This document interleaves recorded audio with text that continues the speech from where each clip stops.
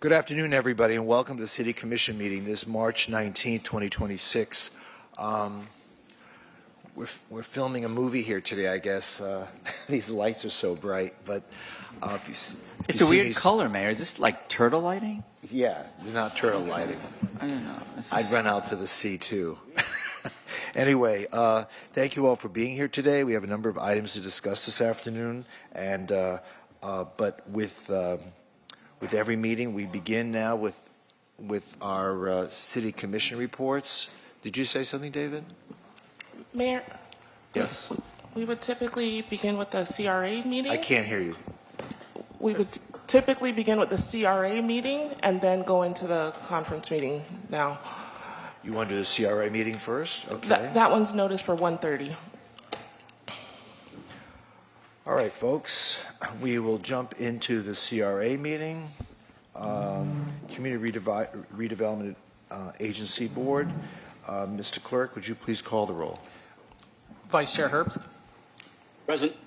Commissioner Glassman. Here. Commissioner Beasley Pittman. Here. Commissioner Sorensen. Here. Chair Trentals. Here.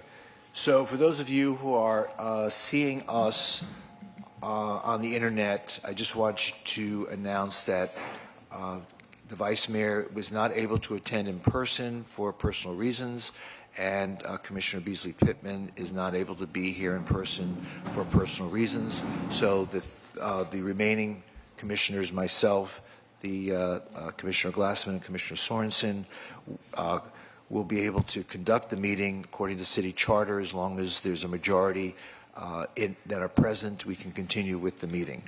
Nonetheless, the Vice Mayor and Commissioner Beasley Pittman will be allowed to vote, and we'll be able to conduct our business in the normal course.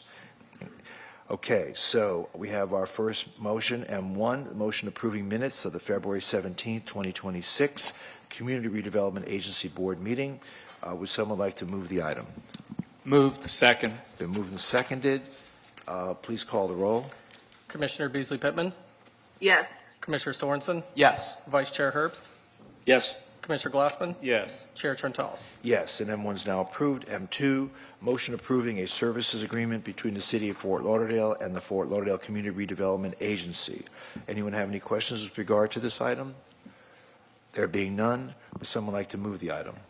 So moved. It's been Commissioner Beasley Pittman moved, Commissioner Glassman seconded. Please call the roll. Commissioner Beasley Pittman. Yes. Commissioner Sorensen. Yes. Vice Chair Herbst.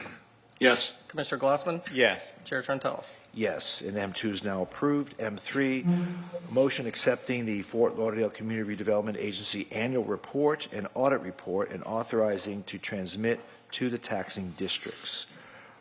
Anyone have any questions with regard to M3? There being none, someone like to move the item? Moved. Second. It's been moved and seconded. Please call the roll. Commissioner Beasley Pittman.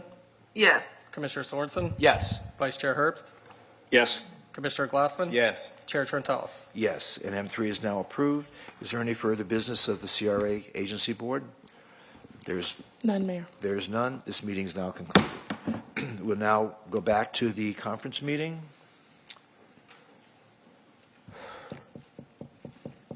And we'll begin with Commissioner reports. Vice Mayor, do you have any reports? Yes, I do. This is actually more of a question. So I understand that a follow-up meeting was had with Inter-Miami regarding Lockhart Park design. Just like a status update on that. During my report, I'll be giving that. Okay. Well, all right. I'll address my comments and questions then at that time. So in that case, I've got nothing further at this point. Okay. Commissioner Beasley Pittman. I'm going to pass today. Thank you. Okay. Did you have fun in Washington? Oh, very busy, very productive. I will be sharing that a little at another point. I'm going to give something in writing for everyone. Okay, very good. Thank you. Commissioner Glassman. Yes. Thank you, Mayor. March 4th, a very interesting meeting at the Convention Center, Broward Workshop, putting on the 18th annual State of the County. It's always reassuring to hear what's happening in our county and the positivity, especially as it centers around our city, Fort Lauderdale. Later that day, I did join you, Mayor, and Commissioner Sorensen at the ribbon cutting for Thrive Art District in Progresso Village. Again, I've mentioned this several times. I would just tell folks, if you haven't been there, you should get there. What the gentlemen have done there, the Fish Brothers, in terms of turning a very, very desolate area of not just my district, but for the entire city, into exactly what the name is, Thrive Art District. The hundreds and hundreds of people that are coming there for all of the activities, they're about 80% rented now. It's really quite an accomplishment, and I'm still going to push that the city does more in terms of sidewalks, connectivity, lighting, parking. We need to just tie that ribbon and make it really a complete area, because what has happened there from the developer side has been really incredible.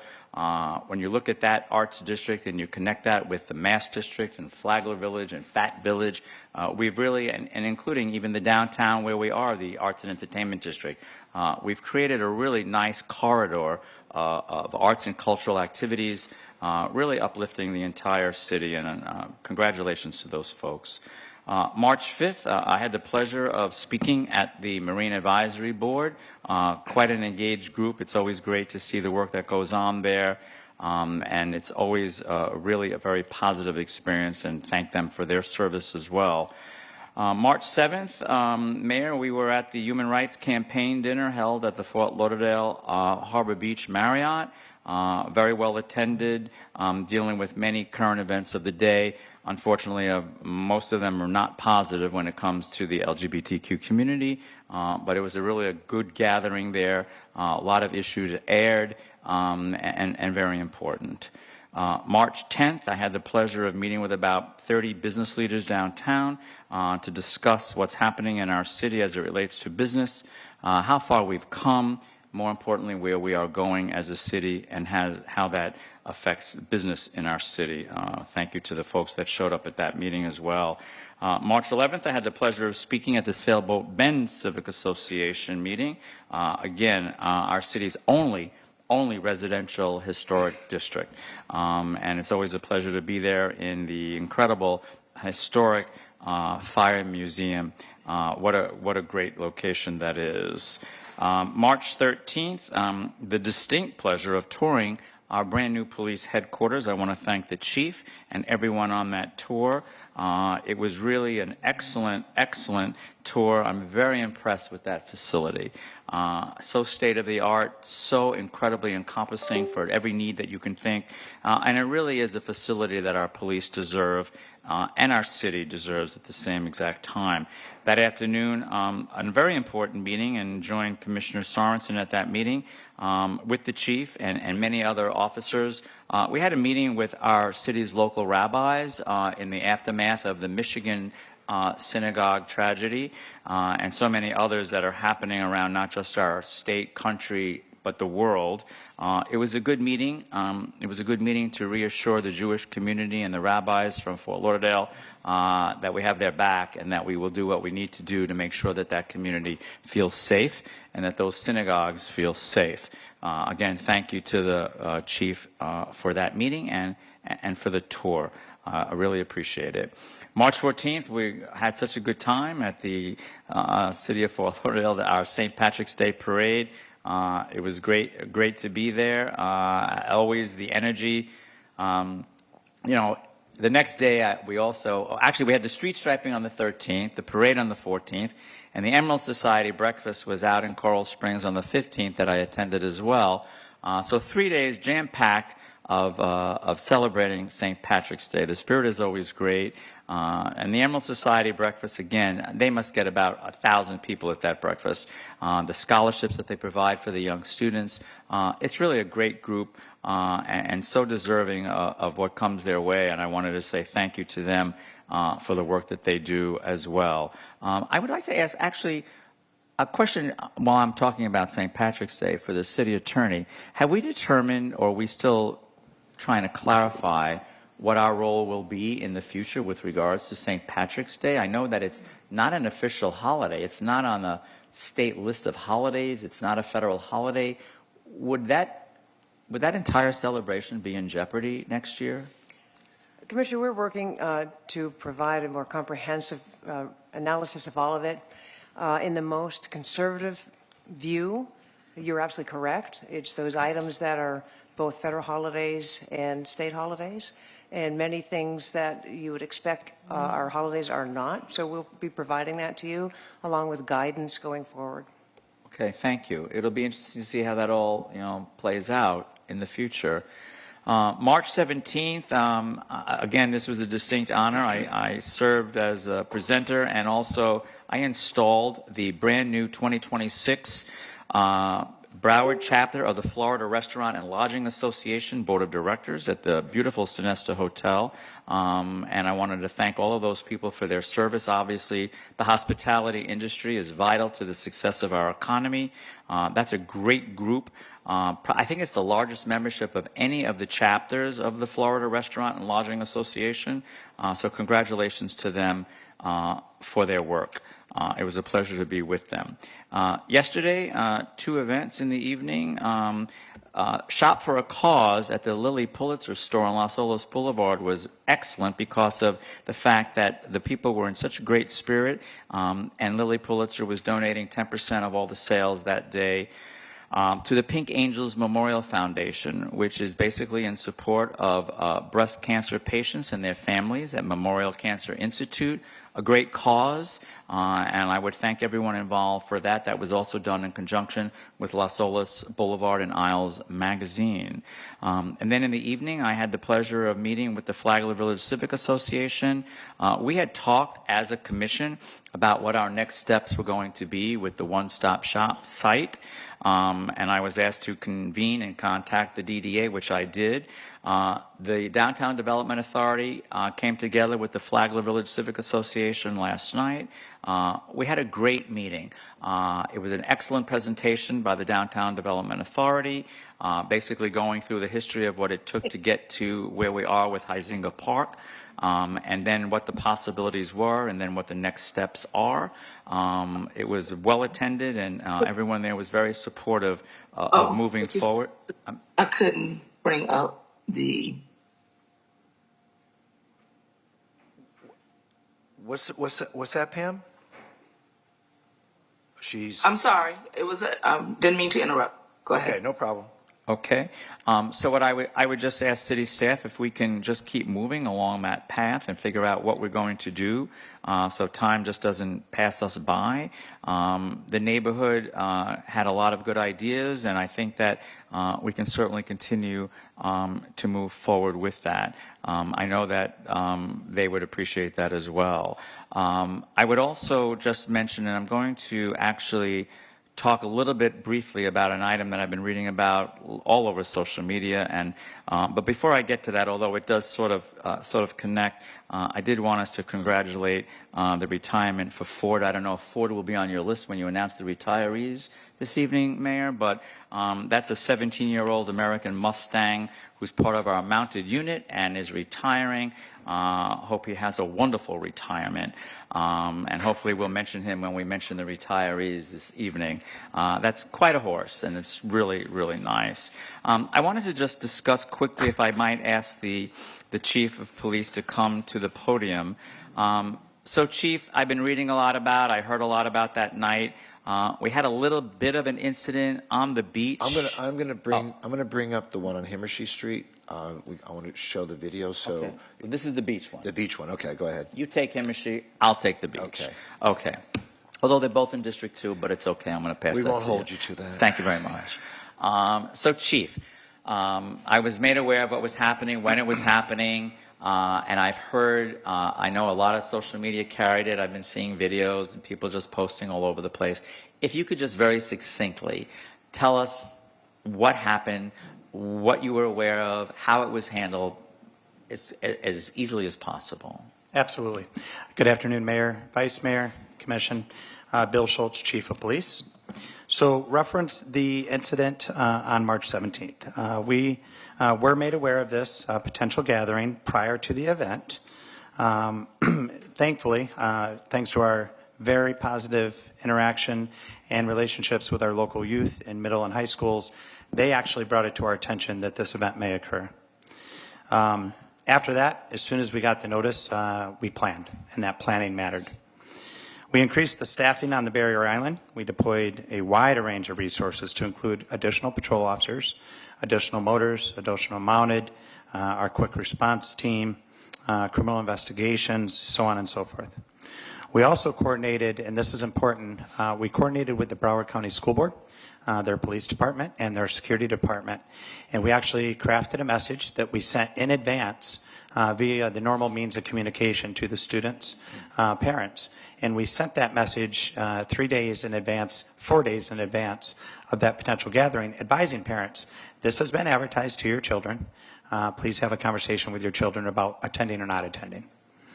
While the crowd was large, the event itself lasted approximately 5 hours, ended around 10 p.m. We most importantly had no major incidents. There were a number of small skirmishes and fights, which were immediately broke up by officers. There were 3 arrests during the time. One was an adult resident arrested for battery law enforcement officer and had narcotics on him. Another was a notice to appear of a local adult for disorderly conduct.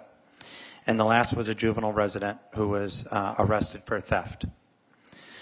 The broader point here is we cannot stop people from coming to the beach. We know that. But what we can do is prepare. We can surge our resources, just as we did, and we can respond effectively.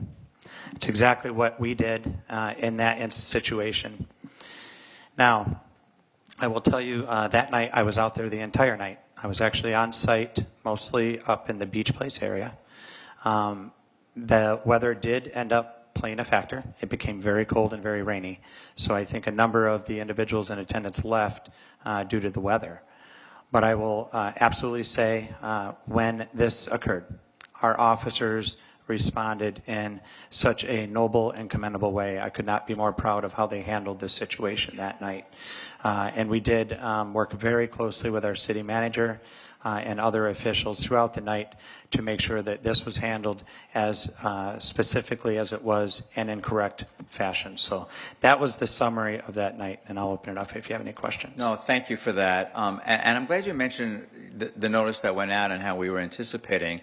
It always boggles my mind that now a lot of kids were actually middle school, correct? Yeah, there were some very young middle school children. I mean, middle school and high school, I don't know where the parents are. I'm glad there were notices that went out, but maybe we can work even closer with the school board because there has to get a message out to the parents. I can't even imagine that that's okay that all of these kids, that's a school night, right? Tuesday night? Yeah, well, it was. Are they off school They're on right now? spring break this They're week. off. So Yes. what exactly, describe to us what this event was publicized as being. So there was obviously an unofficial, unsanctioned event. So someone made a graphic, an advertisement, that ultimately went out on at least Instagram. I'm told it probably went out on Snap and other means as well. It was just a one-page graphic that had the logos of all the county schools and invited everyone to come to the beach at the same day on the same time. The time was incorrect. At first it was noon, then it was changed to 10 a.m. and the majority did not show until starting at 4 p.m. But that's what garnered the attention of individuals. On the advertisement, there were various things mentioned, but it was primarily to advise the local youth to all come to the beach on that day at some time. So just to show up. Just to show up. Yeah. Okay. Yep. Yep. It wasn't in protest of anything. It was not. Wasn't to confront other groups. It wasn't meant to be a staging area for, any kind of conflict resolution. It was just simply to show up. As far as I know, yes. Any estimate of the number that showed up during the day? So I'm still working on a more official approximate count, but it was certainly many hundreds. If I were just to guess by what I saw, closer to 800 to 1,000 throughout the 5-hour span. Okay. Excellent. Well, I want to thank you, and I want to thank the entire department because I have heard nothing but praise from the beach community, from that whole Central Beach area, the neighborhoods, all of those streets.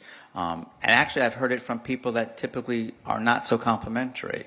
So I will say thank you, because it's an outstanding job that was done.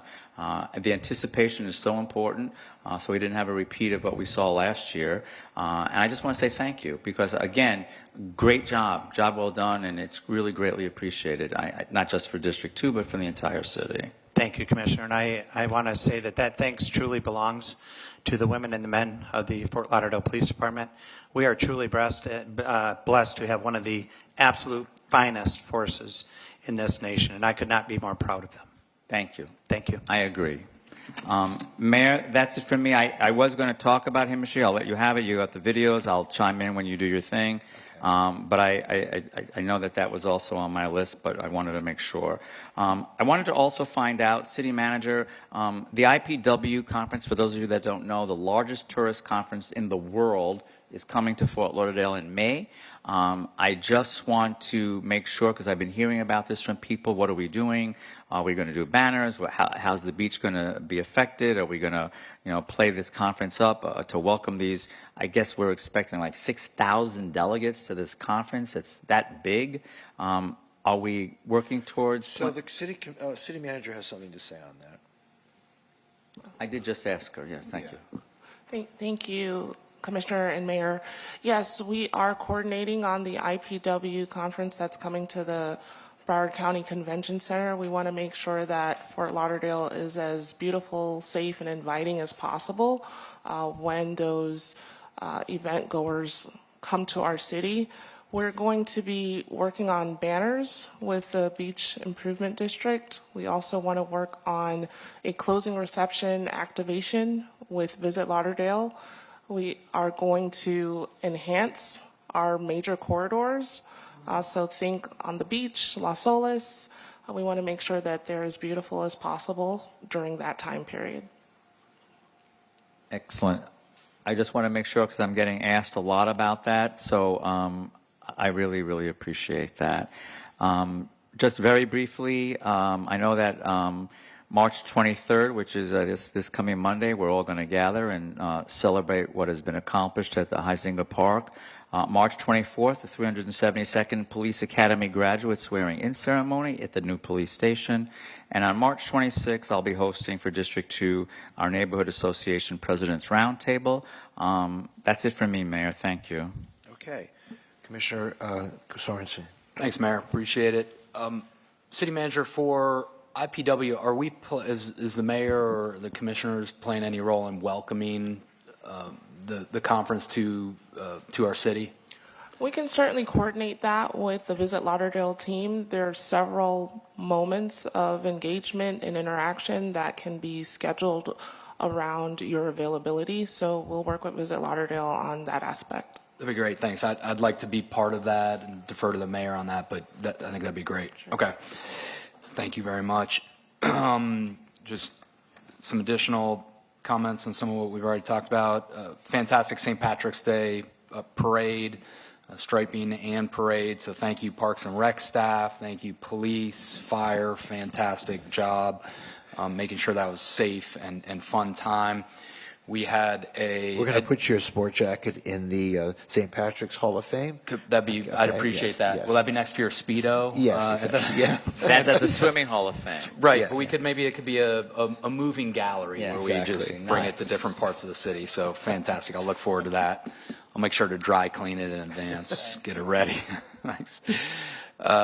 Went to the Edgewood Civic Association, and they honored Allied Kitchen and Bath, and especially for their great volunteerism. Allied Kitchen and Bath have contributed to the Edgewood Clubhouse and just doing such a great job in supporting our neighborhood. So I wanted to thank Bill Feinberg and the whole Allied team. So that was great. I was honored to participate in the Whitten Rogers Educational Center's annual Women in Action seminar, and I was there with Commissioner Beasley Pittman, which was just great, celebrating the students and all the folks that came to be there. That was wonderful. Want to also thank and maybe we've already done this, but our Chief Waterway Officer, Marco Aguilera, has left for bluer pastures, let's say. So he's there. You go. Thank you, Mayor. Thank you. He just has done a great job, and thank you for those who have supported him and worked with him and the Marine Advisory Board, and much more work to do, but we've really set the standard for having Fort Lauderdale lead in terms of waterway quality initiatives, living seawalls, mangroves, lowering the speed on the ICW. I mean, it just, pump out boat, it just goes on and on what the City Commission with Marco's leadership has done. So very, very grateful for that.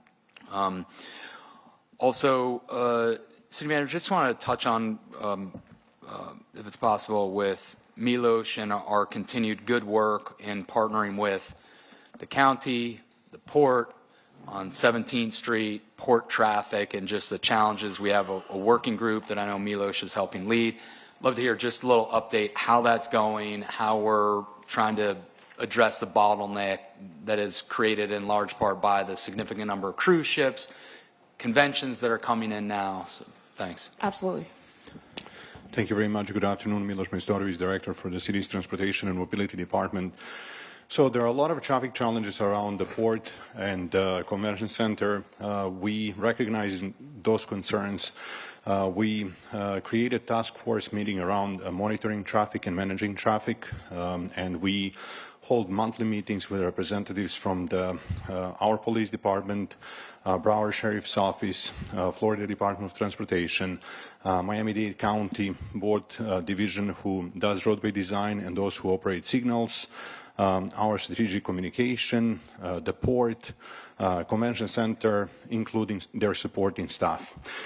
So there were a number of things that have been done so far. So on our end, I think most impactful is what our city's police department is doing, which is helping manage the traffic on Eisenhower and Southeast 17th Street, as well as US 1 and State Road 84. I think that's the most impactful. Broward Sheriff's Office also is helping manage traffic inside of the port and convention center area. I think that they have realigned resources in order to do that job a bit better.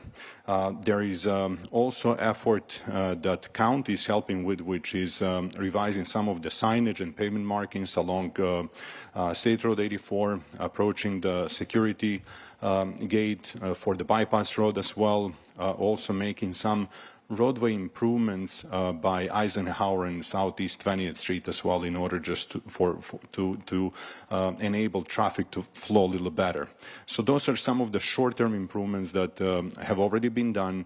We will continue our discussions with the entire group, but in terms of some of the longer-term improvements, one of the most impactful would be improvement or increase in parking capacity at the port and at the convention center. So based on the feedback that we're getting from those two entities, there are planned improvements within the next 5-year capital plan for either one of the two. So there is very limited parking capacity right now, and I think that that is what's creating some challenges.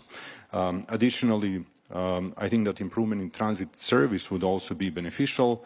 And we will be participating in a review of Broward County's comprehensive operational plan, which looks at how their transit service operates currently and what would be most beneficial change in the way that they operate transit service. So that will be happening within the next couple of weeks, and our goal is to see what kind of interim service as part of that effort could be provided between the airport, the seaport, and convention center in advance of larger premium mobility plan, which is in a process of development, I would say, but it wouldn't be delivered before 2032. So we have to make sure that we do something and do it quicker, even if that means that bus rapid transit service or similar is implemented between these main points of interest or destinations.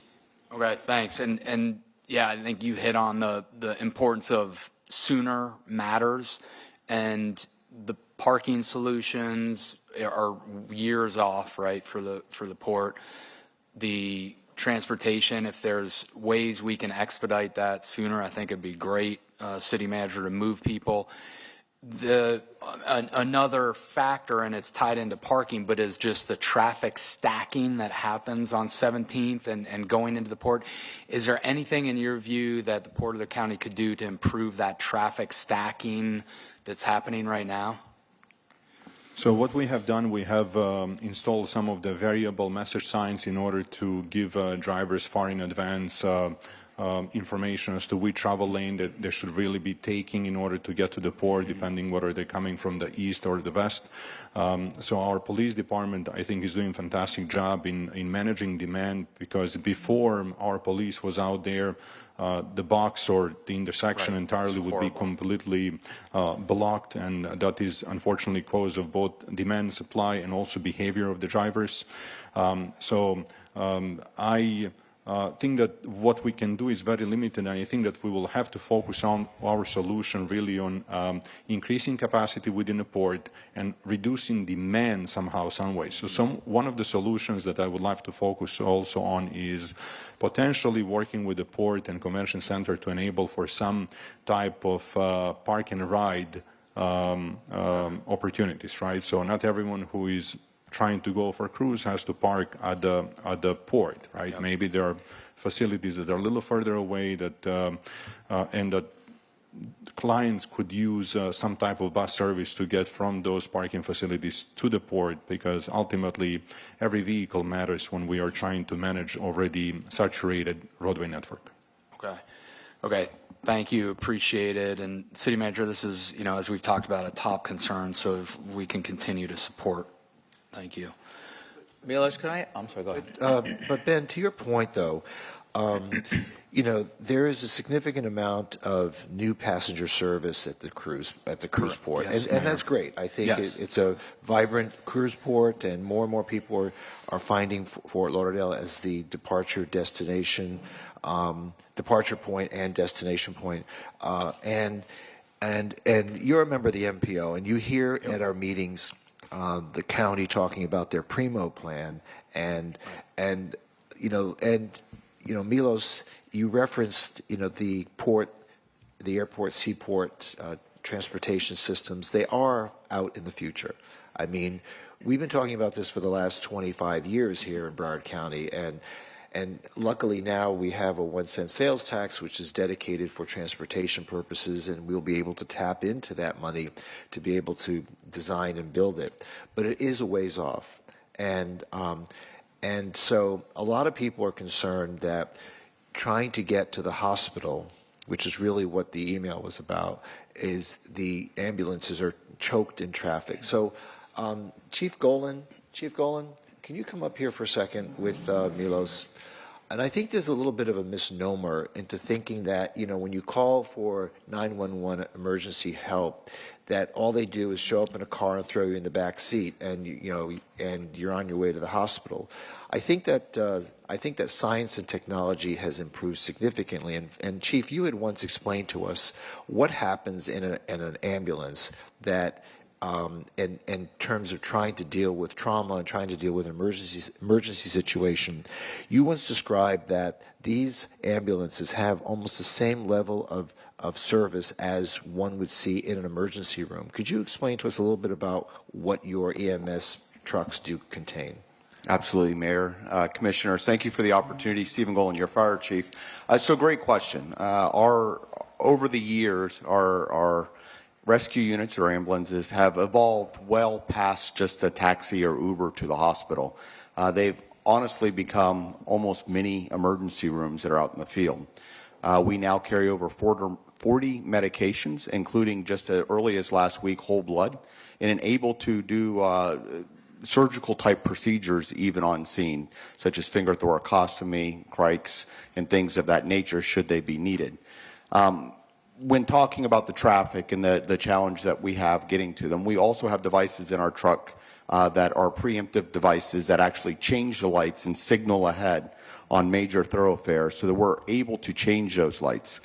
Sometimes you will see our units taking the path of least resistance and going against traffic so they can navigate around, but they're all trained to do that. Ultimately, once we get on scene, we're able to render that care and to be in direct contact with the hospital should we need orders from the physician at the hospital. Most recently, in the last couple of months, we've actually gone to what we refer to as stay on scene and treat the patient, or stay and play, where we'll work say a cardiac event such as a code for sometimes 20 to 30 minutes on scene before we'll move that patient. What clinical studies have shown is that staying on scene and providing that life-saving treatment on scene is far better than trying to load the patient and navigate them to the closest hospital.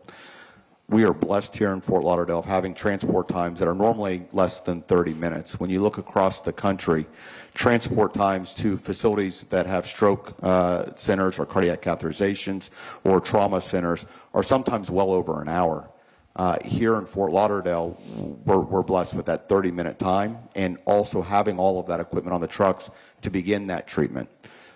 Just to give some numbers with the whole blood that went into effect last Tuesday, we partnered with the local trauma center, Broward Health.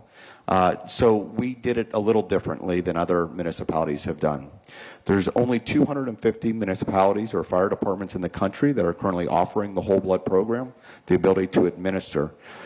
All of the other programs throughout the country haven't paired up with their emergency rooms. And we took a different route here with Broward Health, being that that's the only trauma center that we primarily transport to. It's afforded us the ability to get the blood in an exchange program from Broward Health at no cost to the taxpayers. The other side of that is also blood is one of the most invaluable commodities that we have here on the face of the earth because it's harvested from other individuals. It only has a lifespan of 21 days, and we don't ever want to waste something so precious.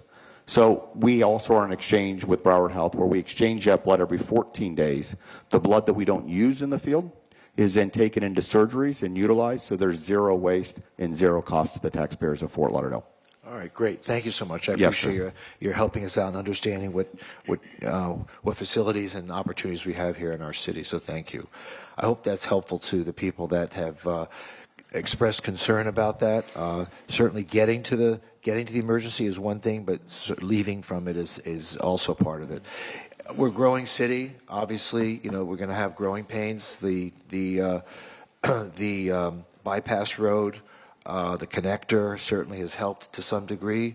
We're in the height of season, so everyone wants to leave out of Fort Lauderdale and go to the Caribbean islands. And then people just come here as the destination in and of itself. Pier 66 being popular now is also another destination and choke point that adds to the traffic, and then certainly the convention center activity itself. We boast about how we're getting these great conventions, but then we tremble when they come because of the impact that they have. But your concern, Commissioner, is well taken, and hopefully our staff can continue to work with the county to try to mitigate these difficult situations. So thank you, Milos. Milos, I just have one question. Thank you. Has there ever been any discussion at any of these meetings about staggering the arrival and departure time of when we have 7 or 8 ships in the port? To me, when you have 30,000 people coming and going at the exact same times, why can't they look at ways to make those ships come in at different times of the day and depart different times of the day? Yeah, that is a good point. I think that what has happened over the last couple of years is that it looks like that in terms of capacity of a number of ships that the port is accommodating, they have kept that number to the same number, which is 8 ships maximum in the port per day, right? What has happened over the last couple of years is that ships became much larger, and also frequency of their arrival and departure has increased, right? So with the frequency, I think it looks like that it's much harder to manage the arrival and departure times. But just to maybe cover one more topic. Through these discussions over the last couple of months, we're trying also to focus on understanding a little more in real time what's happening along the corridors and approaching the port and US 1. So we have been talking with Florida Department of Transportation, who has a regional transportation management center that they operate, which is their command center from which they operate or oversee operation of the highways and arterials. Our Southeast 17th Street was not part of that effort, but we're discussing with them and they're willing to help us monitor traffic conditions on Southeast 17th. So within the next couple of weeks, we will hope to have a plan for that. Typically, they do it from 6 a.m. to 6 p.m. Monday through Friday, but they're willing to expand that on the weekends as well, as we see it beneficial. And as part of one of the recent projects, there is technology, or there was a technology that was installed to help us monitor those metrics. We will absolutely explore, to your point, whether there is any way to stagger them. But again, initial feedback that we got is what I have explained. Okay, thanks. If you could bring it up just to see what they say. Absolutely. I appreciate it. Thank you. Thank you. Thanks, Commissioner and Mayor, for your support on this. Milos, another project that you've been helping lead, which has been great, is working with FDOT on traffic signalization along 17th and the Barrier Island. Just if you could give us just a quick update on that as well, how that's progressing. Absolutely. So as part of the recent project, all along Sunrise Boulevard, east of US 1 to A1A, A1A to Southeast 17, and Southeast 17 to US 1, there were smart signals that were installed, what we call adaptive traffic signal technology, including some of the components of technology that allow us to track the performance of the traffic and speeds and travel times and stuff. So the project was completed by FDOT, since those are FDOT-owned and operated roadways, and Broward County Traffic Engineering is taking over the operation as they normally operate and maintain traffic signals. So the project was completed. There was a period of time during which Broward County was conducting some field observations. What they call optimal traffic timing patterns should be in place.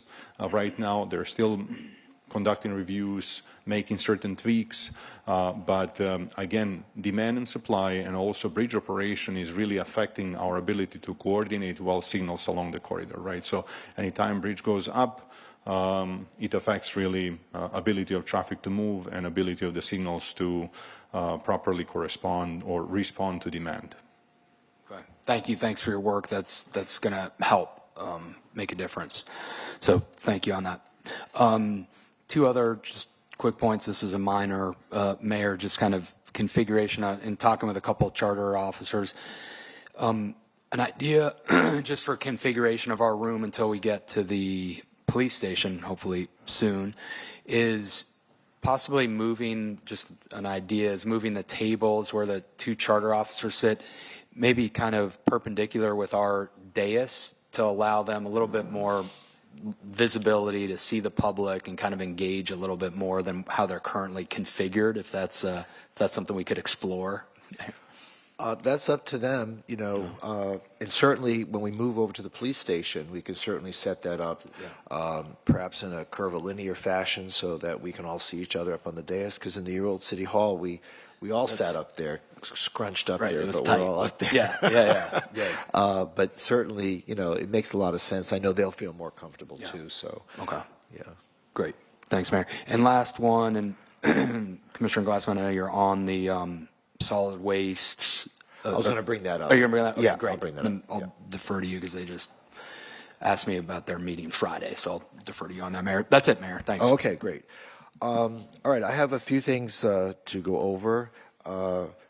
Just in terms of events, everyone has pretty much mentioned a lot of the things that we all participated in. A couple things that were a little different, though. On March 5th, I attended the NSU Museum Art Teen Exhibit. This was really a great night. Commissioner Sorensen was there, and so hundreds of young kids who were displaying their artwork, and it was a great program sponsored by the museum, which to me shows how important it is to bring young people into and expressing their artistic talents. And so it was great to see that it was sponsored by a couple of the big donors of the museum. So we were very thankful to the sponsors who participated in that and made it happen. So, and the next day was Ina Lee's birthday party. And we were all there, and we were very appreciative. Ina, she was, I guess I shouldn't repeat her age, but it was a great birthday party. Well, It it was said it on the banner. I know, but Yeah. 80? Shh. Okay. Great lady, has been unbelievable partner with the city and the community and making so much on the beach happen today. She's been on every committee, been a part of all the visioning that has taken place over the last 30 years. And much of the success of the beach is a result of her input and her collaborating with everybody and bringing people together. So it was a tribute well worth where she has taken our community forward. With regard to the St. Patrick's Day Festival and weekend, we were visited by the Earl Ivy, who is a member of the Guinness family, who helped march with us. Yes, you didn't mention that. So the Earl was there. I saved the big news for you, man. Okay, thank you. But we were honored with having him here. He really loved our parade, thought it was one of the best parades he's ever been in. And certainly we hold no candle to those in Ireland, but at the same time we feel very proud of our parade. I know the new statute, if you read it strictly, prohibits us from having the parade because it refers to an ethnic organization, and there's no national or state holiday that's been made by any of the legislatures. So we got to carefully navigate what we do going forward after January of next year, should the governor sign that law. Let's see, on March 15th, I presented 2 proclamations at Christ Church over in Coral Ridge. The Nova Singers were celebrating their 50th anniversary, and also the Florida Singing Sons also celebrated their 50th anniversary. The church was completely packed, and they put on an amazing program, and very proud to have them in our community and as part of the cultural enrichment in which we all get to share. Last night, I attended at the Tower Club an event that was sponsored by the Hungarian economic attaché from New York. He came down from New York City to host a group of folks, mostly of Hungarian American origin, and it was really great. It was the first time we did this, and what? No, that's okay. Okay, and a lot of good. Hungary. Okay. Yes. Anyway, so Hungary, did I mispronounce it? No. Okay. Anyway, it was great. Got to see a lot of new faces and some of the familiar faces as well. I want to thank the Tower Club for participating and allowing that to happen.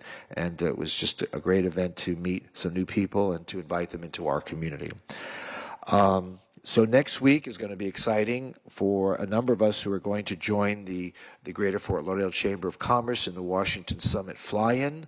That's going to start Monday and go through Thursday of next week. I will be attending that, and I don't think anyone else on the commission is going. So, but I'll be happy to share what results. We get to meet with a lot of Congress people, members of the administration, and we certainly have the opportunity to get to meet and face-to-face with a lot of the folks that make decisions. So we're very happy to have this opportunity once again. I want to thank Dan Lindblade and the Chamber for putting this together once again.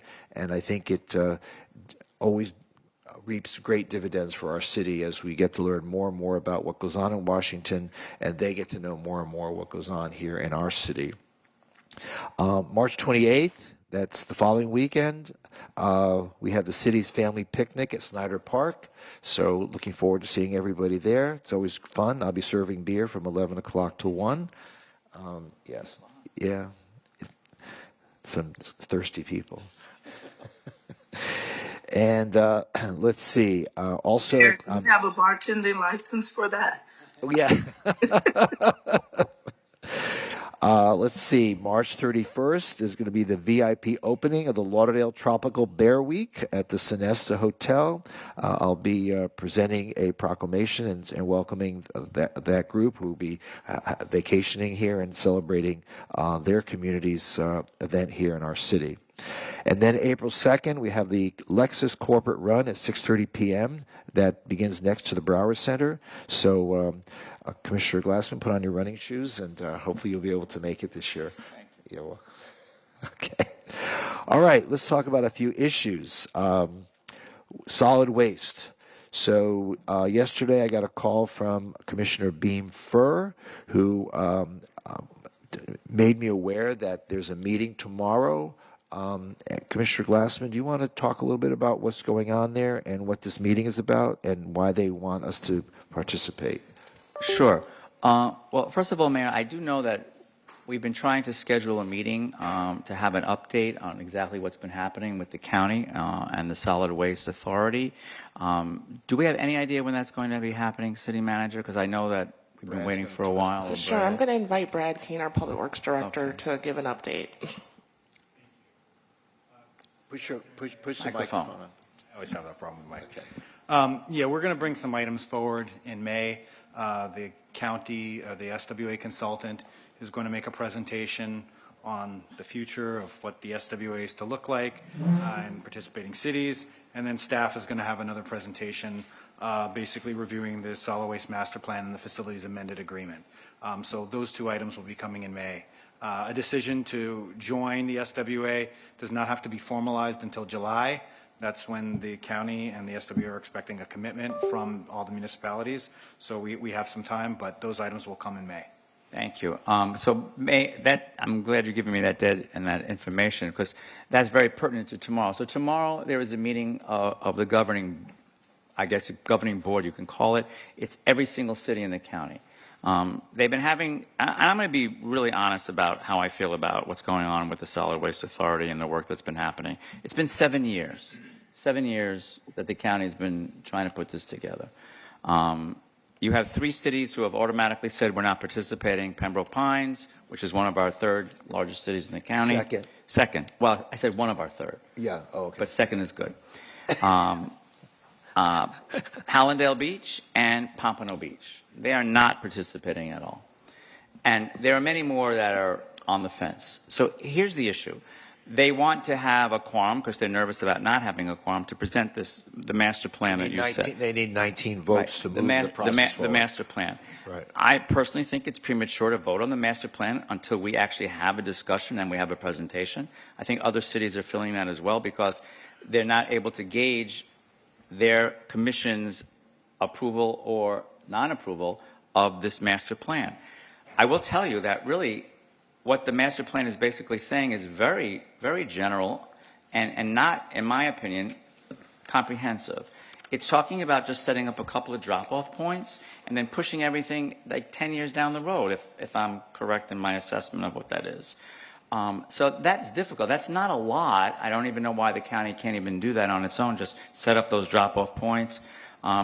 As a city, we have to decide if this is a good deal for Fort Lauderdale, for our taxpayers, for our city. Right now, as presented, the rates are not better for us. If I'm remembering correctly, the tipping fees are maybe a little bit better, but the recycling is not. We do well on our own, and we actually do more than any city in this county when it comes to everything that the Solid Waste Authority has been talking about. So they want our participation now just to be part of a quorum. I will tell you that for more than 2 years, I was going religiously to every single meeting way out west. I was participating as well as I could, doing that job that this commission asked me to do. But then when it came time for the cities to get a little bit closer to forming a little bit more of a concrete organization, hiring a director. By the way, the first director has already resigned from the Solid Waste Authority. There is now an interim director. This is after 7 years of this work. So when it came time to select the executive board for the Solid Waste Authority, each of the categories were small cities, medium cities, large cities. The large cities took it upon themselves to think that Fort Lauderdale did not deserve a seat on the executive board. Did you ask for it? Did you? Yes, we were. Yeah, well, actually, yes, we were all there. We were all showing our willingness to serve on the board. They chose not to choose Fort Lauderdale to sit, which is amazing because obviously, as the largest city in the county, we produce the most tonnage. So you would think that it would make sense that the city of Fort Lauderdale would be part of the executive board for this. Again, my concerns are, is this a good deal for the city of Fort Lauderdale? Is there even going to be participation that's going to be warranted or needed to make this successful? I will tell you that we have had staff, the Solid Waste Authority also has a technical committee, the TAC, the Technical Advisory Committee. Melissa Doyle from our staff, who I consider to be probably the most knowledgeable of that entire room whenever I've gone to any of the meetings. She's amazing in terms of knowing the issues. Oh, Melissa? Yes, Yeah. Melissa, knowing everything.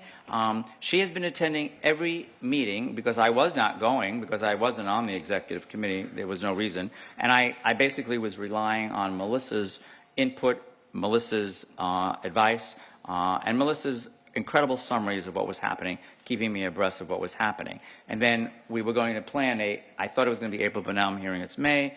We were going to plan a very good presentation in terms of where are we, where is the county, where are all the cities on this after 7 years, where are we going, and does this make sense for Fort Lauderdale? So that's basically what I know. Tomorrow is just the vote on the master plan, but that's not even really, it's the facilities plan that's going to be the real big vote, and I don't know when that's going to come, because that's going to really decide if we are moving forward with whatever it is that they're planning on doing. So again, I've had these discussions with city manager, had these discussions with Brad. We have to just determine whether this makes sense for Fort Lauderdale, or are we actually gaining nothing, or are we just going to be paying? I did look at some of the fees, and I think, hold on a second, I'm going to pull this up really quickly for you. The latest that I saw for City of Fort Lauderdale, and I can't find, oh, wait a second, I apologize. Anyway, it's a big number. What would be the alternative if we don't participate? I mean, is that part of the presentation? Will we learn? Yes. Okay. Oh, yeah, all of that. But right now, we got there to is dump our garbage somewhere. So exactly. Well, so we I still don't have know our, well, again, we still have the rates that we're able to do because of the county. We still are going to be doing the same exact thing. Again, it's just a matter of, are we going to participate in something that hardly anybody else is participating in? Or again, what are the advantages to the city of Fort Lauderdale if we participate? So that was the discussion we were going to have on, I thought April, but now May, and then we decide where we go from there. Tomorrow, I guess they're nervous about a quorum. There are many cities that have just not been attending the meetings. And now they're, I guess, nervous about the quorum and moving forward with the master plan for tomorrow. If there's anyone else that would like to go, I'm not going to go. You're not going to go? If you would like to go and represent. I can't go. I can't go. If not, I don't really think it's a big deal, but we're going to have to decide what we think is the best for the city of Fort Lauderdale. And that's where we are on this. Well, my understanding is that if someone from the commission goes tomorrow and votes to move it forward, it's not really committing the city to any one program or the other. It's just moving the process forward. And that's why they called me to see if I could go, but I'm completely booked tomorrow. Well, so how we would be voting without discussing the master plan? I mean, is that okay? That we Brad, would just tell us what the consequences of voting. I mean, there's really no consequences. It doesn't affect whether we, as a city, make a determination to whether we're going to opt in or opt out. It's just they're trying to move the process along, and as part of the governance of that particular system, they need to get the 19 votes to get it, to move the master plan forward. All it will really do is if they don't have quorum tomorrow, it'll just delay it, maybe another month or 2 months, and it may change their timelines going forward. That's really all it does. All right. And Brad, just for clarity again, the vote tomorrow would be on what specifically? Just the governing board accepting the master plan Okay. that the SWA is putting forward. Okay. And no, there's no commitment Correct. from It doesn't commit the city of us Fort or the Lauderdale city to in anything. any way. That's correct. Do you find anything in the master plan objectionable? I mean, when we make a presentation in May, we'll have our comments on the master plan on the facilities amendment. There are some changes in the last 4 or 5 days that I think the new executive director, along with their consultant, SES, has been making. So we'll have to evaluate those changes and how they look compared to the rates we're paying. So, but again, once we bring forward the item in May, I mean, all of that is going to be comprehensively presented to the commission, so you guys will have a very clear understanding of what the benefits are versus, what would be the other options if we don't decide to enter into the SWA. And that would just be things that we can do on our own, independently or in collaboration with other municipalities. Thank you, Brad. So what are we going to do then? We're just not going to appear? Is that the idea? Well, if someone would like to go, I think anyone can go from the commission. I think a couple of years ago we did try to get an alternate, but no one wanted to do it. I think if anybody else is going to go besides you, Commissioner Glassman, you guys would have to probably just vote on picking an alternate member to go. I think it also would be helpful if someone does want to do that, that they get a copy of the master plan. Just because it makes sense to me to vote on something if you're familiar with the document, not just going to go. Well, it's a thick document, and I doubt anyone's going to be able to read it between now and then. Well, how do we as a city just go and vote when we don't know what we're voting on? Well, I'm not disagreeing with you. That's why we're having this discussion. Okay. Yeah.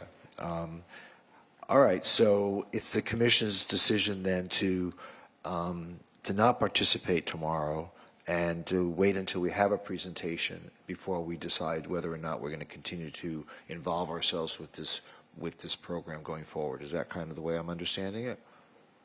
Okay. Mayor, Yes, ma'am. is there a recommendation for our, someone going tomorrow from Mr. Kane? Is there a recommendation? Understanding that we haven't read this document, but understand we asked the question, what would be how would it look with us not showing up is where I'm going with this.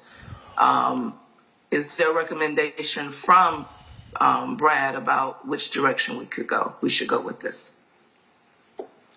Brad? Nothing like being put on the spot, right? Not putting you on the spot. No, I mean, I think, our staff is going to be there to listen into the discussions. So, But I think the question from the commission, the county commission, was, we need your help to move this forward. We're finding it difficult to get a quorum, and we need this process. All these years, 7 years of effort, we don't want to stop right now. So they want someone to at least vote yes to continue with this process so that it doesn't just stall on its tracks. So to answer your question, Pam, if you could go, at least you could represent the city. No, she's shaking her head. No, I wouldn't be available to go. I wasn't asking the question to be voluntold. But Well, this is the problem. This is what happens when you ask questions. You get volunteers. I know you ask the question and you end up in a position. But that wasn't the reason I was asking. Wanting us, of course, to be in position where we're not, in a sense, forced to show face and make a decision when we're not ready to. Even with that, my other question is, has there been, Mayor, any indication of how close we are to a quorum? Are we like the hold it out or the one that they're waiting to make the quorum? Do we know how close they are to a quorum? I don't know I'm sorry. Okay. I don't know the answer. And Well, we already know of the 31 cities, 3 are not participating. So Right. now you're down to 28. Down to 28. Well, But I don't think they're actually part of the vote because they never actually joined to begin with, so I don't think they're actually part of the cities that would be Those cities are not part Right, of the yes. process. That's But correct. Pembroke 28 Pines, cities. cities. Yeah. 28 cities, they need 19. 19 out of the 28. Yeah. And this whole discussion actually begs the question, after 7 years, why is it so difficult to get a quorum? I don't know. I don't know. Okay. Mayor? Yes, sir. A couple thoughts on this. If it pleases the commission, I'm willing to consider going. I'm willing for the commission to consider making me an alternate if it wishes. And, if I have some meetings tomorrow, but I might be able to move some things around. But if I get the material, if I'm able to digest it, and Brad, I'm going to have to talk with you to get me up to speed. But if I'm able to receive it, able to study it, and get in a place where feel comfortable being there and discussing and voting, I'm happy to do it. But those are a lot of ifs. Well, Should we do a if motion? Like, how you want and to? then that would be great, and I think we all appreciate it. But so long as we understand that, should you vote to move forward with the program, that it's not committing the city to anything, because we need to still have our presentation in May. That's absolutely correct. Okay. As long as we know that, then we appreciate your being able to do that. Right, So and thank just to understand, any items as it relates to the SWA actually will have to come to the city commission to be voted on. So they can't, not do it not by resolution. So there's no way that just a yes vote, just to move that process forward, bounds the city to being committed to the SWA going forward in 28. So, Brad, if the city participates tomorrow on the governing board with the other 28 cities, or whoever shows up, and votes to move forward with the master plan, are there any ramifications to that when it eventually comes back to us? In other words, it's okay to vote yes tomorrow and no in the future, or vice versa? Absolutely. Or Absolutely. you don't see that it's tying us to anything? We're not obligated. We one way or are the not other. obligated. That is correct. All right. And Mayor, if I could add another point, and Commissioner Glassman, it boggles my mind that Fort Lauderdale is not on the executive committee. That does not make any sense to me. And anytime anyone has talked to me about this, because that was my understanding that I've heard, that's the first thing I say. So why don't you bring that up? I absolutely will bring that bang up the if table I up. go. Yeah. If you go. Because it doesn't make to me. That's priority number one. They right? didn't feel it was a priority course. then, but it's a priority now to have us there to make a quorum. So it's Yeah. interesting to me. Yeah, It's just well, interesting. that Use needs that leverage. It's just interesting. that needs to be corrected. What we in can my do view. for you, Commissioner Sorensen, is we can try to prepare a cheat sheet packet for you of the key things, so you have a little bit more understanding going into it for tomorrow. We can work on that today. Okay. And make sure you have that before tomorrow. Okay, that'd be great. And then, Brad, if you can give me the logistics, and I'll see if I can make Absolutely. it happen. I think it's 9 a.m. at the county center west. Okay. Plantation. It's at 1 University Drive, the county building, and I believe won't start until at least 9:30 because the executive committee meets at 9 a.m. So I think earliest is 9:30. Okay. All right. Mayor, I just want to clarify that there are two voting items on that agenda tomorrow. So one for the master plan and one for the facilities amendment. So just want to make it clear that if Commissioner Sorensen does attend, that his vote or participation might coincide with those two voting items that are on the agenda. Okay. And Mayor, I know Commissioner Beasley Pittman shared her availability. Vice Mayor, I want to defer to you. If you'd like to be there and are interested, please, I will happily defer to you, Vice Mayor. Unfortunately, I am out of town and unable to participate. I will be at my brother's memorial service up in St. Augustine this weekend, so unable to be there. Okay. Sorry to hear that. So then Mayor, I don't know the next steps. It sounds like this would have to be a vote to make me I think that there's alternate. consensus to allow you just to represent the city at the meeting Okay. tomorrow and to vote to move it forward, and then we'll have our presentation in May. So, and at that same time, you might want to bring up the subject of the city being, on the executive committee. Happily, Mayor. Yes, you do that. Happily. And Brad, you'll be able to get the commissioner also the facilities We'll get him everything he agreement, needs. because I think that's even almost more important than the master plan. Okay. Thanks, Brad. Yep. City Attorney, City Manager, is consensus fine for this, or Yeah, I think that's right, Commissioner. We have consensus here to send you as a delegate. Okay. I think we may need a walk-on resolution this evening. Let Does me that require a walk-on? Okay, that's fine. we'll get some clarification on that. Okay, we can very figure that good. out. Thanks. All Thanks, right, Brad. thank you, Ben. I appreciate that. Yep, welcome. Couple of other things.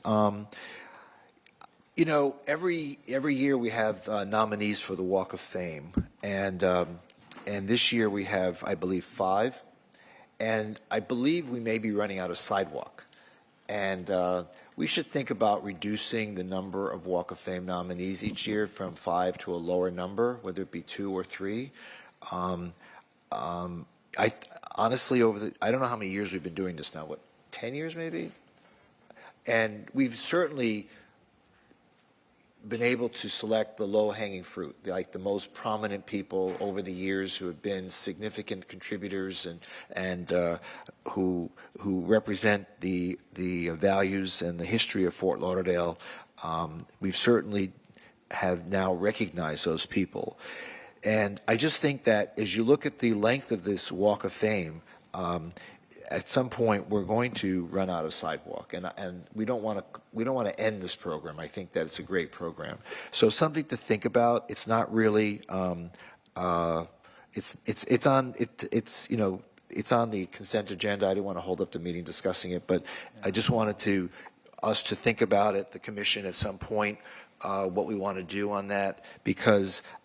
And you may disagree with me, which is also fine, but I'm just bringing it to our attention that we might want to consider reducing it from, say, 5 to 3 or something going forward. I thought we did discuss reducing it already, and if I remember the minutes from that committee, they discussed it as well. Did they? Yes. I think they do 4, and the discussion was about just doing 2.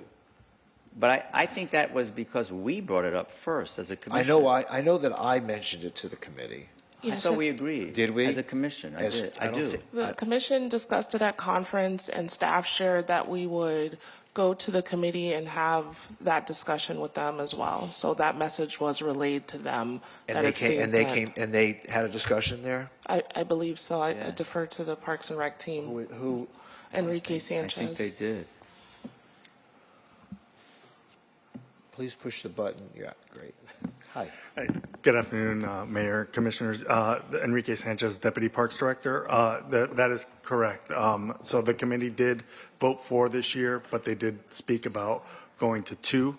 In the future? Yeah, in the future.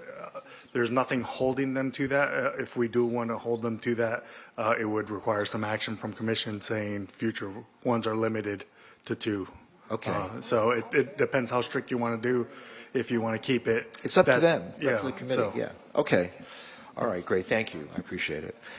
Okay. So now I'd like to talk about Himmershey Street. Do we have the video in place? I want to. Okay. Let's all look at this video.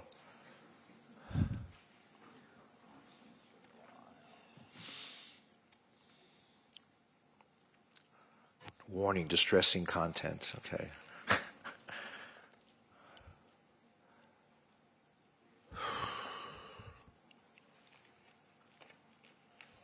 Someone has to push the button at the bottom.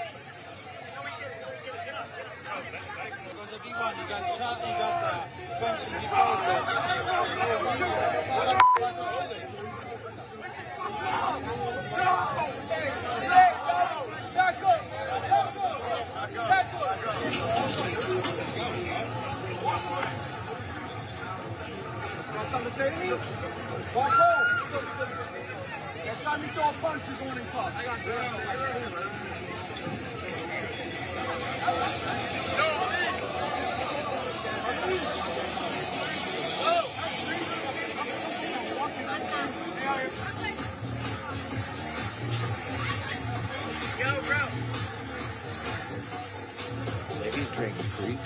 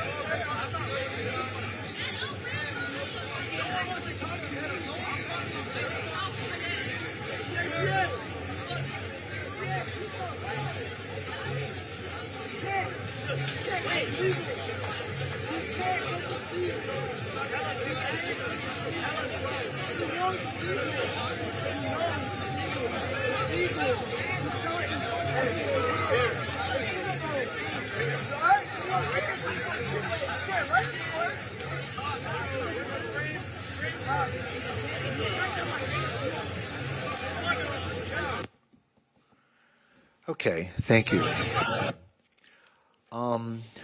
So obviously there are a number of questions that I would like to ask. So let me begin by saying the following. A few weeks back, we had a discussion here in the commission regarding the entertainment zone. And we came up with a number of recommendations. We ended up settling on one or two. And we felt that that was going to be the opportunity for us to tone down the atmosphere, the culture that seems to be engendered on Himmershey Street. We thought that the open containers were the answer to some of the violent activity there. It was supposedly bringing in an unwanted element there, and so we got rid of the open containers. We tried to reduce the hours of operation, but we were persuaded not to by a number of the bar owners and staff people who worked there. So the reason why this video is important is because this is what was put on the New York Post website and Fox News. So millions and millions of people have now seen this with the moniker of Fort Lauderdale. Spring break. Now, none of these kids are spring breakers. Okay, these are not people that live outside that live outside the city. The spring break visitors have been amazing in terms of their coming to Fort Lauderdale, appreciating what we have to offer, having a good time, and going home. And we heard a little bit about that this morning, earlier today, and I commend the police department and the fire department and Parks Department for all the efforts that they have done to create an environment that is safe and that is welcoming and that sends a signal to the parents that send their kids here that we provide a safe and welcoming environment. This is not what we want people to see, and we don't want this to happen in Fort Lauderdale. Now, I'll tell you some of the things that distressed me about this. We saw the perpetrators, but nothing was done to them. They were just pushed aside, and the police took the position of just diffusing the situation. There should have been handcuffs on some of these guys. There's absolutely no retribution that was shown here against the perpetrators. I don't care whether they're 10 or 20 or 30 years old. There's absolutely nothing that was done there. They should have been taken into the station. Their parents should have been called. Someone should have come down and picked them up. I saw the guy that was slamming everybody smiling as he was being pushed away, like it was a joke. We have to give the authority to our police department to do more than just trying to diffuse situations. Because there's absolutely no reason why these kids are not going to come back and do the same, because nothing was done to them to punish them for what they did. And with the kid laying on the ground, I mean, some have told me that, oh, he was just drunk. But I heard people say, oh, he was slammed to the ground. He's out cold. No matter what, this is not Fort Lauderdale. We are making every effort to prevent this from happening again, and here it is happening again, after the bar owners swore it wouldn't happen again. These bar owners, I didn't see one bar owner out there. The ones that came and appeared before us that night about the entertainment district, not one of them was out there policing their own places of business. So I don't know what we need to do, but we're not doing anything near what we need to be doing. We need to be taking action. Another thing, I saw a video of one of these status cars racing through the tunnel, all right? And police officers followed the car. I think it was an Audi. Nice car, but it was just racing through the tunnel, backfiring its muffler system, its exhaust system. Police officers followed it, stopped it, and issued them a ticket. And the kid who was driving it had the nerve to say, oh, this is the second one I've gotten. As far as I'm concerned, that car should have been impounded and let the guy come get it after he's been arraigned in court and his case has been adjudicated. There was absolutely no reason why that person would not do it again. He did it once before, and all he got was a ticket. He did it again, all he got was a ticket. When people drive, cars that are worth hundreds of thousands of dollars, these tickets for a couple $100s are nothing. It's a night out at a bar. So unless we are willing to enforce our laws in a way that shows that we mean business, we are wasting our time. And this is going to kill our businesses if we do not do something to prevent what's going on Himmershey Street from happening again. And I, at some point, we need to know what our intentions are, because we are hands off. We just want to keep things calm, and we want to hopefully everyone goes away and nothing happens again. In the meantime, I saw someone who's laying on the ground. Next time is going to be a shooting. Next time is going to be someone who's going to get more seriously hurt.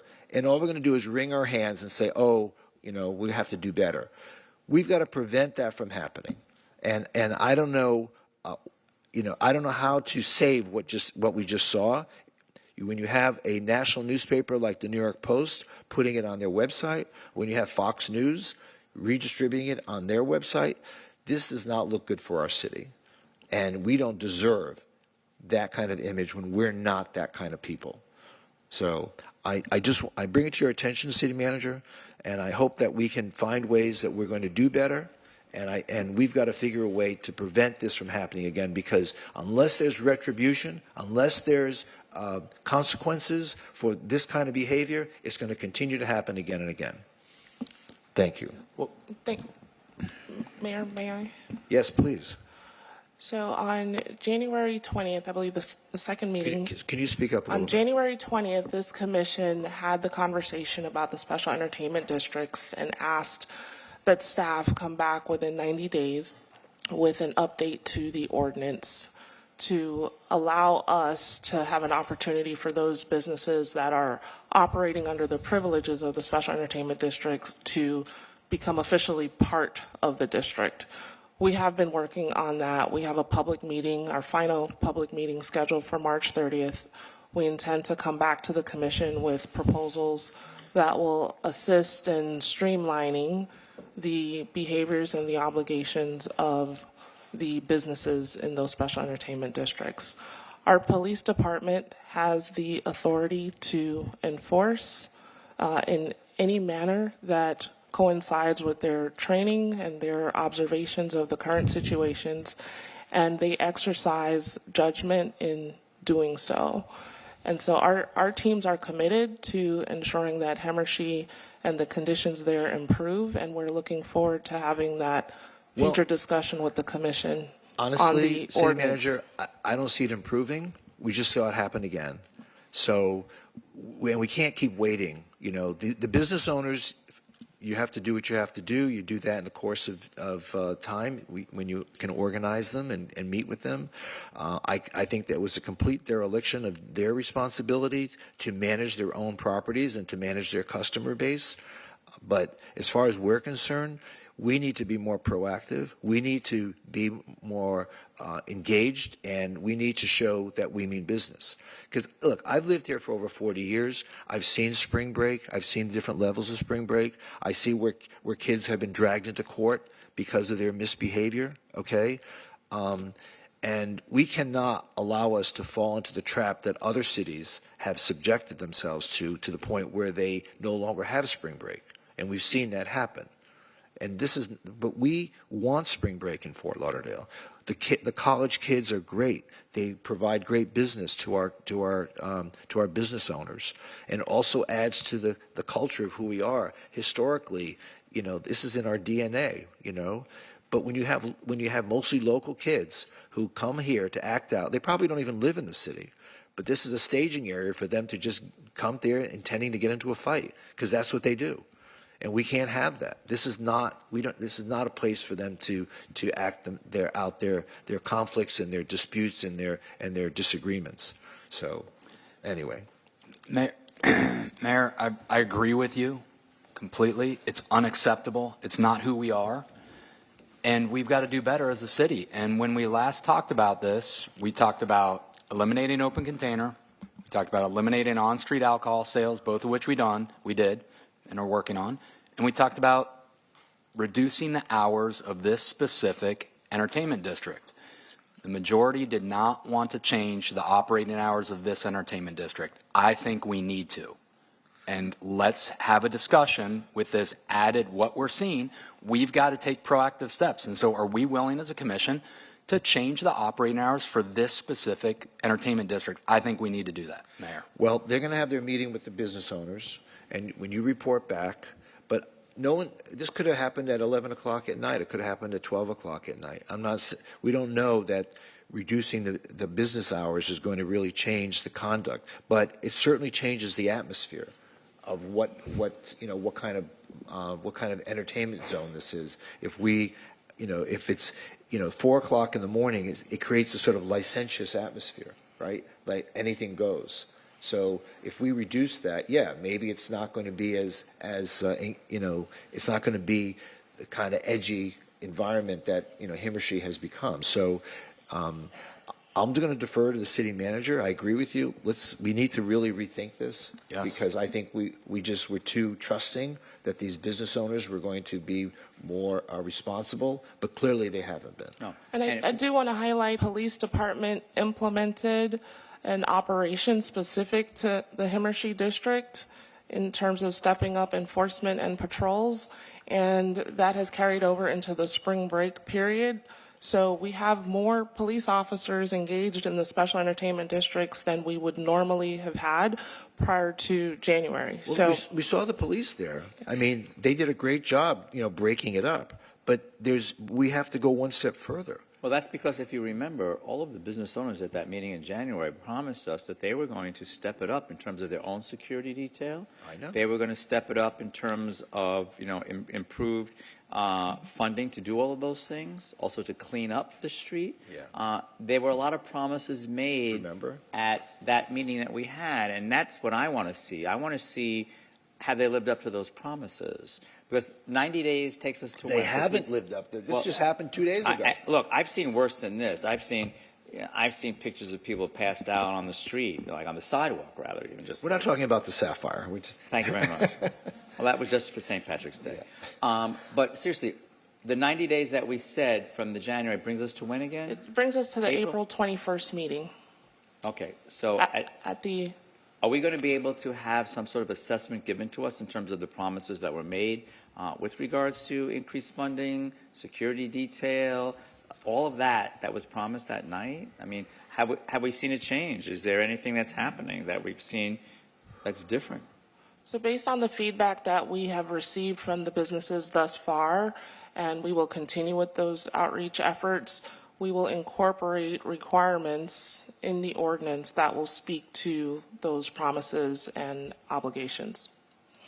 Okay. And again, I also want to make sure that this is not just a blanket action for all entertainment districts, because we're not having issues in all of the entertainment districts. So I don't want, We're not having issues and all. You're right. I want to make sure we're not penalizing the good actors for what's happening, in just one area, really. Mayor, Who's talking? Yes. Commissioner Pam. Yeah. When we say the special details that the business owners said that they would also hire, I think our expectation and definition is not coinciding, because when I hear hiring additional detail to patrol their businesses, to me that's just the doors, the entry door and beyond. When we talk about the roadway, all of this that we witness on this video are individuals who are walking the street. We didn't see one incident where they were actually, well, I didn't notice one incident where it was actually saturated around one business. This is traffic that's moving back and forth along that on Hemistry Street. And we said no open containers. There was no one, I didn't notice anyone walking with open containers. So we need to dig a little deeper with this. These are what I'm observing, like people just come into the area to do what they're doing. So we do need to have that balance to also provide that opportunity for those business owners. Before I agreed that we needed to specifically look at Hemistry and what was going on in that area, not affecting good actors versus bad actors. But again, a lot of what was on that video was individuals that were walking that corridor. It didn't seem to be specifically coming from one business per se. True. All right. So, City Manager, you'll get back to us after your meeting with the business owners, and also work with the police chief to come up with possible solutions as to how we're going to better enforce that area. Yes, Mayor. Okay. Thank you. Thank you, Bill. Okay. That's it for me. Wait. One more thing. With regard to an update on the mediation with Inter-Miami, when we last had this discussion at the City Commission meeting, the Vice Mayor had said that he went back to his community, and his community indicated to us that they did not want pickleball courts anymore, and that they wanted more of an open field. And so we met with Inter-Miami this week, and we got yet another redraw of the site. And when is it coming up, Raquel? Mayor, could I weigh in on that for 1 second? Yeah, so let me finish. Let me finish. Vice Mayor, let me finish. Okay, I just wanted to, if I could, I just wanted to correct that slightly. It's not that they don't want pickleball. What they want are the multi-purpose playing fields for the kids. They don't want an open field. We already had an open field. What they want is a multi-purpose playing field, soccer fields, football fields, things like that. I just want to clarify what the community is looking for is a multi-purpose playing field. Okay. When did we decide we're going to come back to the commission on this? The request was for April 7th. I didn't hear you. April 7th.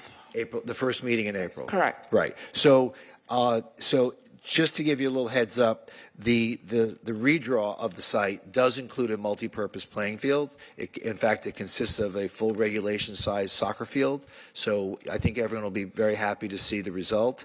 And I'm going to make a presentation of my most recent meeting at the first meeting in April, which is our next meeting.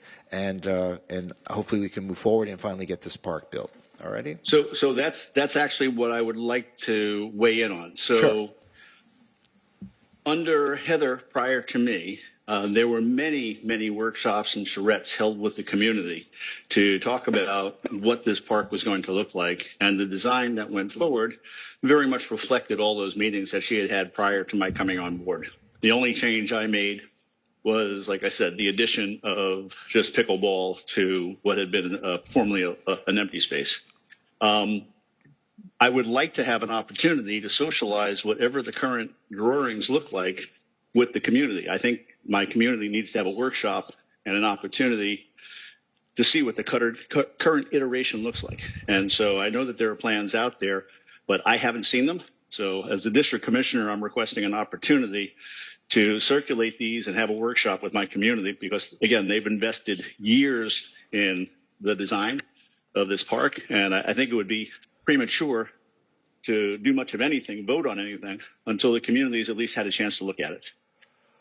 Well, no, so again, we're trying to find ways to move this thing forward, okay? And Understood. okay, so here, we're going on 7 years now, and that many iterations of trying to redesign this, and each time we do a design, it costs the city money. Up till now, Inter-Miami has been paying for the redesigns. In fact, they even paid for this redesign. So they've been very good partners in all this. They've been spending hundreds of thousands. I have to correct you on that. They didn't. John, the city paid for all the previous ones. please do not interrupt me. Let me finish. I don't interrupt you. Okay. Let me finish. They've been great partners in this and paying for the many hundreds of thousands of dollars of design fees that it's taken to get us to this point.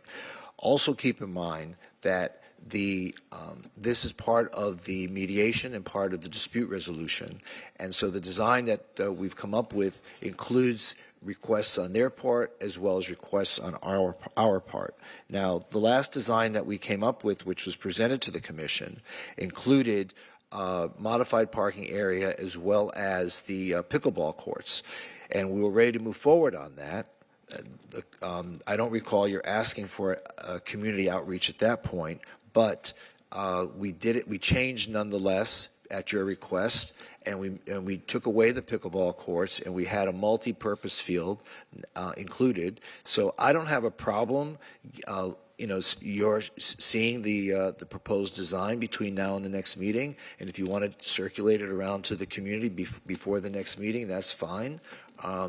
But after this next meeting, we need to just vote and move forward on it. So I think we can all cooperate in that regard, and I think that I think you'll be happy with what you're going to see, and I think the community will be happy in knowing that we can move forward with their vision for that area. All right? I don't think so. So I want to formally object to moving forward with anything until I've had a chance to workshop this with my community. There's no instance where we do something that affects a park in any part of the city without involving the community. We were just talking a little bit earlier about One Stop, and what did Commissioner Glassman say? We need to share this with the community.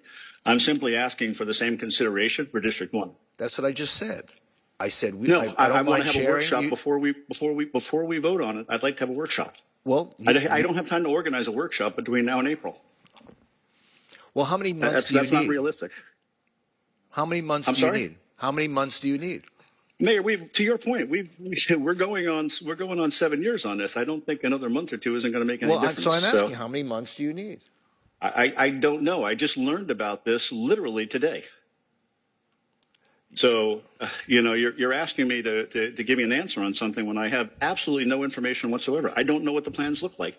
The one question I asked was whether or not Joe Webb, the engineer who's been working on this for the last 5 years, who's intimately familiar with the FAA's requirements, was involved with this at all. And I was told no. So the person who knows the most about, you want to put this in the middle of the field? Well, lights don't go there because it's the landing path for the runways. Right. So these are things that our engineer AECOM how should be many involved months with. do you need to go out and reach out to your community? At least a month to organize a workshop, Mayor. At least a month. So a month would be the second meeting in April? At a bare minimum, yes. So we're talking about the first meeting in May? That would be fine, yes. So you'd rather just come back in May? Yes. All right, so you realize you're just delaying this another 2 months after you have insisted that this whole process has delayed the creation of this park, and that your community has continued to lambaste the commission for its delays and its refusal to move forward on this.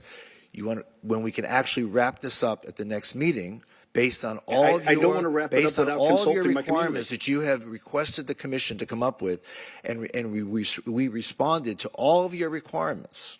but I haven't seen the plan yet. So I don't even know what the plan looks like. I haven't seen the plan. I don't know what it looks like. I don't know how it reflects what we've asked for. So what I asked for, so I'll be very clear. What I asked for was that we relocate parking and put the playing fields back to where they originally were and move the parking over to where pickleball is. And from what I've been given anecdotally, it does not sound like that's what you've done. So I don't believe you have, in fact, done what the community has asked for. So that's why I want to see it, know what it is, take it to the community, show it to them have an opportunity to weigh in. Fine. So I mean, we do this with everything you want us else to come that affects back in parks. May, correct? Yes, please. Okay. Thank you. Okay, I have nothing further in my reports. So just- City Manager, do you have any reports? Just to clarify, Mayor, so we will share the You can share concept the with design. You can share the design, the proposed design, to the commission, to all the members of the commission, and then we'll have it brought back in May. Thank you, Mayor. All right. Mayor, I just had one other item whenever you're Go right ahead. Okay. I just wanted to, I know we all got this email, but I just wanted to call out and celebrate some good news. Our Government Finance Officers Association awarded the City of Fort Lauderdale Distinguished Budget Presentation Award for FY26 budget. I guess it's the 42nd year, Mayor, that we've received this. And then in addition, That was going to be in my report. oh, sorry. Well, you'll say it much better and much more interesting way. So I'll defer to you. Thank you, City Man. Well, I didn't know what you had next, but I do want to celebrate the team. We are an award-winning team, so shout out to the Office of Management and Budget under the leadership of Director Laura Reese. So congrats, Laura.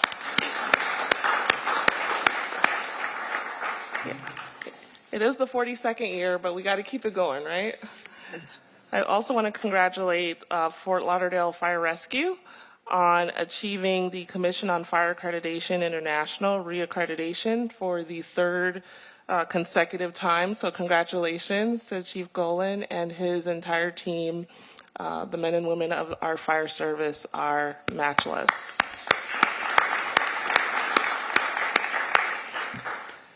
Then we have our Parks and Recreation Department, also award-winning. Last weekend, they received a Naturescape Emerald Award in conjunction with Broward County for the work they did at Riverside Park in terms of the renovation and preserving existing trees, and the way that we situated the playground was very much environmentally conscious. So congratulations to Carl Williams and his team. He's out today, but Enrique is standing in his stead.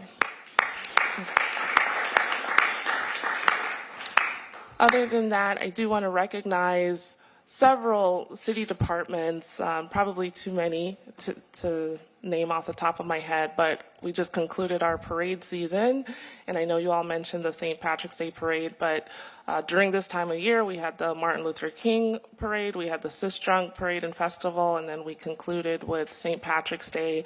And our Parks and Recreation Department, Fire Department, Police, Strategic Communications, Public Works, Transportation Mobility, and a host of team members from other departments assisted in making those events memorable, enjoyable, beautiful, and safe for everyone to enjoy. So thank you to the entire team.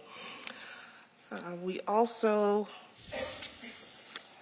want to recognize that we have various members of our teams who have been participating in enhancement opportunities in terms of training, and we have a few members of our team who have received awards, and we're putting those out via letter to the commission. But if you have an opportunity to give them a shout out or respond and share with them that you congratulate them, I think it's also very meaningful.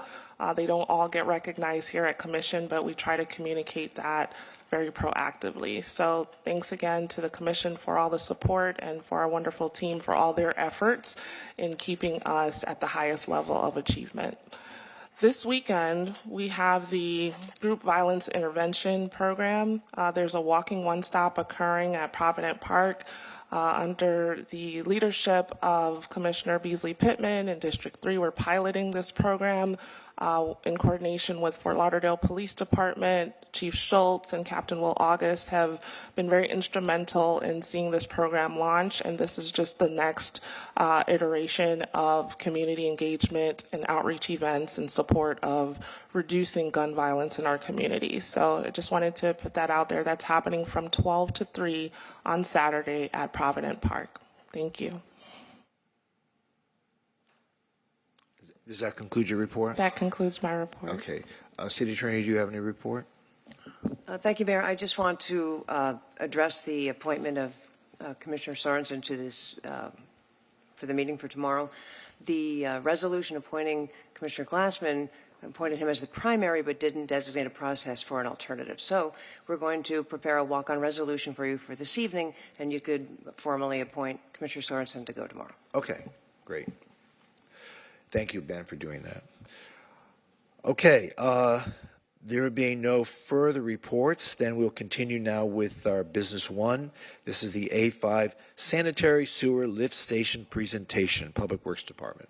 Thank you, Mayor. I'll begin by sharing an update. At the January Commission Prioritization Workshop, we had a brief discussion about the one-stop site, and there was a footnote to that discussion, and it related to the A5 lift station, which is very much needed in order to promote development in our downtown. The city team has been expeditiously and diligently working toward advancing the City Hall project.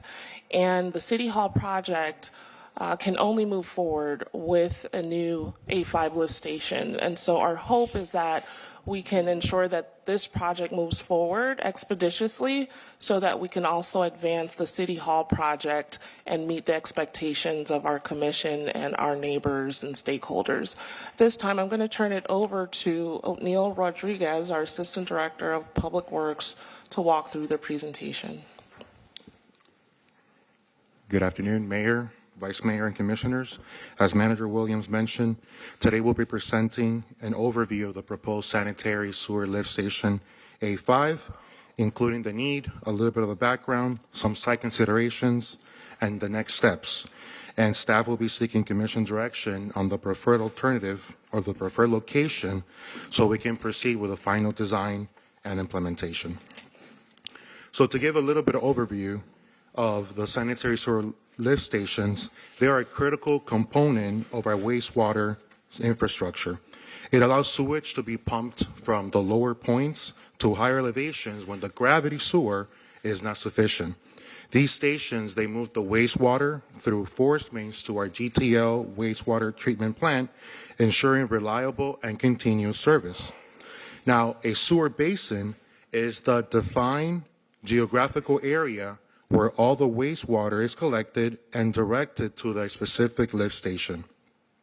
Everything within that boundary flows to the same point in the system. And the lift stations are typically located at the lowest points within a sewer basin. And as you can see in this picture, it gives you a graphical representation of how they work. They come into the lift station. We have pumps that pump that sewage into our treatment plants. Now, the city of Fort Lauderdale currently has approximately 190 lift stations here.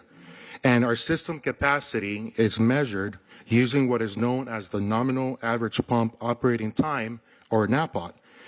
And the industry standard, it is a maximum of 10 hours of pump operating per day. So when that threshold is exceeded, it indicates that the system is under stress, which can reduce equipment lifespan and reliability. And in those cases, it is recommended approach is to split the sewer basin to redistribute the flows and restore capacity. Although our current lift station for A7, the NAPOT, is approximately 7 hours per day, with the anticipated development that we have in this geographical area and the future development that we anticipate to come online, we already have commitments of approximately 15 hours per day.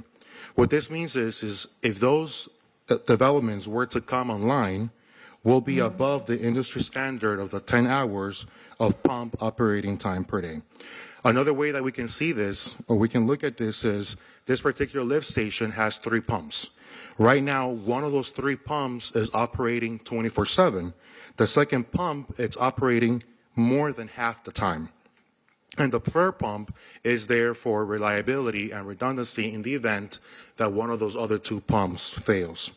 So the intent for that second pump is not to operate more than half the time. It is intended for it to operate when we have high flows of sewage. Now, to address this concern, staff is recommending splitting the A7 basin and creating a new basin that we would call A5. This will increase the operational capacity, improve system reliability, and extend the useful life of the existing infrastructure. And I want to highlight that the modern lift stations are designed with odor control units or systems that can reduce the odors by more than 99%, and they operate at noise levels between 40 and 50 decibels, which are lower than a normal conversation. It's that 1% that's the killer, but go ahead. You always have to leave that 1% out. Now, the A7 basin currently serves a large portion of our downtown regional activity center, which includes portions of District 2 and 4, and it's experiencing significant growth. There are currently 375 hotel units, over 7,900 residential units, and more than 200,000 square feet of commercial space in proposed developments that are either in a review process, have either been approved, or are already under construction. In total, this includes 2 projects in review, 10 approved projects, 4 projects under construction, and 15 that have been completed. So as we can see, this level of growth, it's placing an increasing demand on the existing system. Therefore, the creation of the A5 basin is necessary to support both the current and the future development. At this time, 4 development projects require the construction of the A5 in order for them to receive their certificate of occupancy. In addition, future development in the area, including our new City Hall project, would also depend on this infrastructure. Don't we require some of these developers to build lift stations in their own projects? How does that work? So the city is required to treat the water that they produce. Right. So yes, part of the process that they have to go through. Sometimes they have to pay impact fees to the city that then is used for projects like these. Don't they have lift stations within their own projects that process the effluent that's produced within the building? It depends on the type of building that they're We're building. looking at some big buildings now, right? Correct. So, Chris, help us out here. Sure. Chris Cooper, Deputy City Manager. So from a development services perspective, we have not had new developments build their own lift stations within the project itself. They have contributed to the creation of lift stations that will serve their project, but they're always on a piece of public property or a public utility easement outside of their project. There are some communities that do allow and do have developments create those lift stations within their development site, but we haven't done that here in Fort Lauderdale. Is that a practice we should consider? So I will leave that answer. Is it a big burden? Yeah. It only makes sense that if they're building a whole community of 300 or 400 units, that they should be required to create their own lift station, because these are expensive. Yeah. Yeah. Anyway, something to think about. Sure. Yeah. All right. Thank you for that feedback, Mayor. So the A5 lift station, once implemented, will reduce the pump operating times of the A7 pump station, lift station preserving its capacity and extending its life cycle. The estimated timeline for design, permitting, and construction of the A5 lift station is approximately 2.5 years. However, the advancing of that design requires the selection of a site for this lift station. And this particular slide illustrates the existing boundary of A7, that's what you see in the shaded purple, and also the proposed A5, which is in the green outline. So the proposed split will redistribute the flows and improve the overall system performance within the downtown area. So city staff evaluated potential locations for the A5, and in evaluating these locations, staff considered several criteria. The current project budget of approximately $11.5 million, the site must accommodate a footprint of approximately 50 by 50 or 2,500 square feet and allow for adequate access, adequate vertical clearance, and proximity to the existing sewer system. Additional considerations that were taken into account included constructability, the ability to be able to reverse the sewer flows, the traffic visibility, and also opportunities for screening and landscaping. So the 4 sites that staff evaluated were the City Hall site, the City Hall garage, the one-stop shop site, and also the community court site. And now we're going to go into a little bit into each one of these and present some of the advantages and disadvantages. Oh, Neil, before you go further, I just want to clarify that in addition to the 4 sites being discussed today, staff looked at the entirety of the area of the basin and identified these 4 sites as potentially viable. We also, in prior years, looked at a privately owned site as an opportunity. And so I just want you to be aware that we have looked at many more potential opportunities, but these have presented as the most viable. Well, to date. I mean, as far as the City Hall site is concerned, there isn't a huge area there that we can allow for a 50 by 50 block that this is going to create. I mean, the footprint of the new City Hall and the chambers is going to take up most of the area, as well as the plaza that was intended. So where were you thinking of putting this on the City Hall site? I saw the backup. It wasn't terribly clear.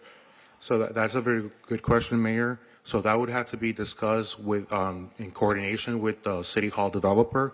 However, the City Hall developer has already said that indicated that there's not sufficient space at this site for the for that lift station. So why don't we move on then? Understood. Yeah. Move on to the next one. So the City Hall, the second one would be the City Hall garage site. It is a city-owned facility and similar to the City Hall site. It is located near the force main. However, it presents several constraints, including the limited vertical clearance of approximately 16 feet. We would need a minimum of 20 feet vertically, and this would restrict the maintenance access. Also, as you can see, there would be a loss of parking spaces, would be limited construction area, and a need for a structural analysis. And as we mentioned before, in order for us to be able to accommodate that minimum 20 feet vertically, most likely a portion of the second floor would have to be removed, which is imperative for that structural analysis to see it as viable. So considering everything you've just said, why was this considered a viable site? So have to break up the garage, lose 20 spaces. I mean, why was this even added to as a viable site then? So from a constructability perspective, any of these 4 sites can potentially work. However, as I mentioned, they all have their pros and cons. This being one of those negative aspects of it, which would be the structural analysis that we required, having to retrofit the existing structure and perhaps reinforcing it in order to be able to accommodate a lift station. So let's move on there then. The third site is the one-stop shop site, which this one offers several advantages from an engineering and constructability perspective. Since this particular site has not been developed, we don't have the restriction from a vertical clearance. It provides 2.75 acres. It allows for easier reversal of gravity sewer flows with fewer utility conflicts, and the lift station can be placed outside of the vehicular site triangle. Oh, Neil, one moment, Mayor. Mayor, I've been notified by the District 3 Commissioner that she is unable to hear the speaker. I've shared with the clerk's office. I'm still not sure if she's able to hear. And that's been going on for a few minutes now. So I just want to put that on the record. Thanks.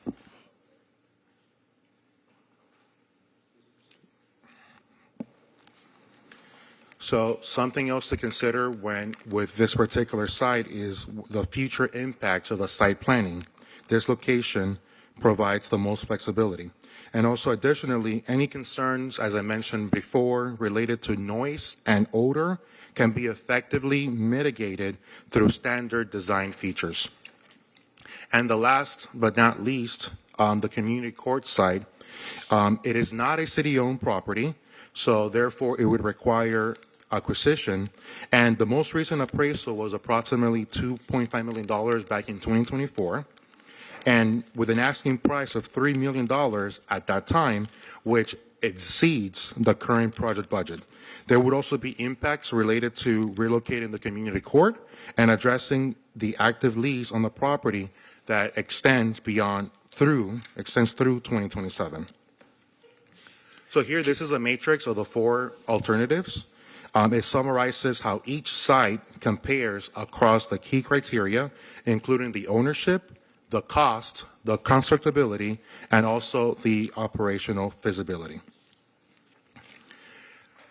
With this particular slide, I wanted to highlight examples that demonstrate how lift stations can be designed with appropriate screening and landscaping to minimize the visual impacts and integrate it into the surrounding community, and therefore make it more aesthetically pleasing. This is based on lessons learned from prior projects that we've had in our city. So if we were to go back to the one-stop shop site, where would you recommend that go? On the southern part? So in theory, it can go anywhere within the particular site. Right. We would also work to see with the programming of what the future site will look like. But primarily, we were looking at the southwestern corner, in the vicinity of that area. Why? Because that way is closest to Broward Boulevard, which is where the main sewer flow would be coming from, and therefore the shorter distance for us to have to reverse the flow of the sewer. So from a logistical point of view, that makes the most sense. And also from a practical point of view, it takes it away from the hotel and also the residential, which is on the north end, right? Correct. Isn't the building just on the north side of this site? I think it's the shooting range. Hasn't that building been for sale for a while? You know which building I'm talking about? Yeah, but I don't know about the sale. I thought that building has been for sale for a while. But you're saying this it makes more sense anyway closer to Broward Boulevard because of all the pipes going in that direction. Okay. Correct. And so you don't happen to have a rendering of what it would look like if you were to put something on the southern part of that site, do you? And not at this time. We're still in very early stages of the preliminary design. What I can say is, from a screening perspective, we will work with our internal departments, particular our development services department, go through the DRC process to make sure that we have the adequate screening and make sure that this feature it gets incorporated into the community. Okay. There are several people who have come to us who have indicated an interest in developing this site for a park and activating it as a park. So as you go forward, if you could collaborate with them to be able to integrate something like this into whatever design they have anticipated. I like the next slide that you have, which is the next one after that, the decorative features of how these can be integrated into a cityscape instead of just what you did at Peter Feldman Park. Hopefully we could do something a little bit nicer. We still don't have that painted, do we, Deb? So we have 2 opportunities to beautify that lift station. We will be doing some landscaping, and we also have the artistic mural that is going to be implemented. Is he back from vacation yet? Spring 2026. Okay. So, Mayor, to your point, that would be the intent. Should the one-stop site be selected, we would work to make sure that all those features, it's planned with the future planning for that site. Okay. So the last slide, these are the next steps. We're requesting commission feedback and direction on the preferred site location. And once a site is selected, staff will then proceed with the final design, the permitting and construction. And just to close, this is a very important project for the city in order for us to be able to maintain a reliable wastewater service, continue to support our growth within the downtown area, and also protecting our infrastructure. So staff is ready to move forward once we receive direction from the City Commission, and I'm here to answer any additional questions that you guys may have. Any questions from the commission? I do. Go ahead. Thank you. So, in terms of what you've seen recently in these kinds of lift stations, anywhere really in the country, my concern with One Stop, and I understand the benefits, but can we guarantee, if you go back to that screening, that slide, I want to make sure that if we do something like this and we choose One Stop, that we are going to do something artistic, and we are going to do something in terms of mitigation of any odors. Is that even an issue anymore with these lift 1%. Stations? I know, but I just want to make sure. The older stations, yes, especially if they don't have an odor control unit. The new ones, now it's standard practice to install those odor control units. And from personal experience and the ones that I've been part of, it does reduce the smell significantly. You can hardly smell. And as the mayor pointed out, that 99% of the odors get reduced. I just want to make sure I saw that, and I heard the 1% comment. I just want to make sure that that really is just 1%. Correct. Okay. And then, so I'm looking at the one with the landscaping. Where exact is the lift station behind all of that landscaping or enclosed by all of that landscaping? So that particular, the larger picture, it has a fence around it, and then within that fence is the lift station, and then beyond, outside of the fence, you have the landscaping to shade it. Is this part? This is part of the Los Olas Marina. Yeah, I just want to make sure if that's what we're talking about. That's correct. Yeah, because that's beach place. Okay, good. So you feel confident that if we were able to put it in that open space, that we would be able to mitigate any of those concerns?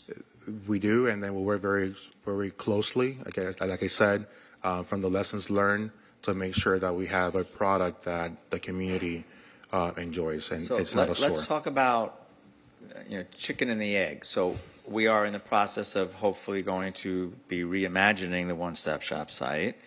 Had a good meeting last night.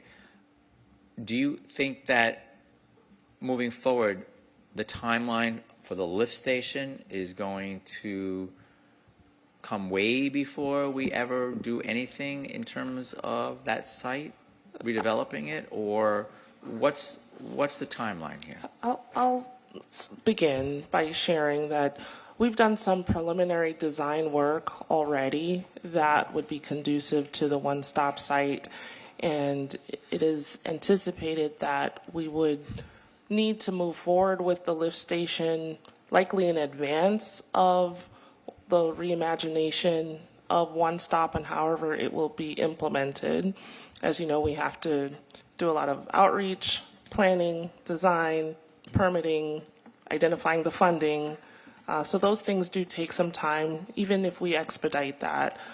We feel that if we don't move forward with the lift station quickly, it will put the City Hall timeline in jeopardy. And so we're thinking from that standpoint, if the City Hall project wasn't a factor, certainly we could wait a little longer and maybe have more of an opportunity to wait to see how the reimagination of One Stop proceeds and then tie in the lift station. But I think there's opportunity for collaboration to identify a location that would work best. From start to finish, what is the timeline for constructing the station? So we're estimating somewhere between 2.5 years and 3 years from finalizing the design. Wow. Right now we're at 30% design, so which is very critical in order for us to continue that we finalize the site, and then we'll go through the procurement process and construction. So we're estimating between 2.5 and 3 years. Actual construction is how long? Actual construction is how long? That could go between a year and a half and 2, depending on unforeseen conditions that we might find with the underground. Once you're working with underground, it's you can hardly ever know what Okay. you might find. All right. So it's just an estimate. So well, I know you've mentioned City Hall several times. So we just heard it's 3 years for this to happen, the lift station? That's worst case scenario. We think that we can get it done sooner, especially since we've done some preliminary design work related to this site. So how does that factor in when we've been talking about opening at least the commission chambers of the City Hall, not the tower, by fall of 2028? Well, I know that the developer has proposed a timeline. We're still working through the specifics of that timeline, and we have not yet come to a final determination as to what the project timeline will be. We do intend to share that with the commission as we continue to discuss with the developer, and we'll be bringing forward the interim agreement in April. So we should have some more definition around the project schedule by that time. I know what is desired, and I think we're trying to find the most practical and feasible way to get there. But again, no matter what the timeline is, without this lift station, we won't be able to achieve. But What about just the? Let me chime in on this. Okay. So if you look at the existing city hall that we had, right, there were hundreds of people that worked there, and the sewer systems were working fine. So what the new city hall contemplates is just the commission chambers. So it would be very, very little impact to the system over what was already being accommodated. Right. So I think to your point, I don't think we have to worry too much about it because the system should already have the capacity to handle whatever we're going to do for commission chambers. Yes, it's going to be different when the tower is built, but that's not contemplated for less than 3 years anyway. Well, that was going to be my next question. Are we planning to be able to just have the commission chambers open, like we said, in the fall of 2028, even if this lift station is not completed by that date? And we could always make sure that everyone that goes to the commission meetings, no one can go to the bathroom. Right. I do want to factor in that there are other projects that are contingent upon this lift station and have received approvals from the city in anticipation of this lift station being developed. So as private development progresses, we can't think of the area as being in a standstill and that City Hall is the only project that is going to be coming forward. So I just want to give you that context, and I'll turn it over to Chris if he has anything else to add. Yeah. I'll just add that as far as development approval is concerned, when we have a project like this that's been programmed partially, I think it's fully funded and then partially designed, we're able to condition a certificate of occupancy on the achievement of this project being completed. So we could look at it from that perspective. So I think the development permit approval is not so much of a concern, but we'll want to be very mindful of the timeline for CO of any of those facilities to make sure that we're able to open those when the time is right. Okay, that's helpful. Thank you. Thank you. Okay, does that complete your presentation? Yes, sir. Any other questions? Do you have any other questions? Pam, John, any questions? Pam, you have anything? No questions. Thank you. No questions. Okay. I don't have any questions, just a comment. I've gone through the presentation. My takeaway from this is that really the City Hall garage is the best location for it. I never been a big fan of when it was located in Peter Feldman Park, and I don't think putting it in one stop, if that does become a park again, which I think the neighborhood would like to see, makes any sense either. I think the least impactful area from a pedestrian user perspective is in the City Hall garage. People park there once in the morning, and they typically may go out to lunch, but other than that, they're not going to see it or walk past it again until the end of the day. So I think from that perspective, the least visible, least odor present place you could possibly put it is in the City Hall garage. There are some engineering challenges, but nothing that can't be overcome. So that would be my recommendation. I don't think the park is the right place to put a lift station where kids are going to be playing and people are going to be congregating and spending, hopefully hours of their time recreating. And there are odor control devices, but that doesn't mean that odor doesn't escape. And so I think that would just be the wrong location for this, in my opinion.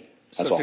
So to that point, maybe if you can just address, if you look at that slide, the City Hall garage site, what are we talking about when the bullet point says requires structural analysis for viability? What are the concerns about viability, and what are the concerns about the structure? So with that particular site, first of all, the first floor only has 16 feet of clearance. You need a minimum of 20 feet of clearance, which means that from the get-go, a portion of the second floor may have to be removed in order for us to be able to accommodate that clearance.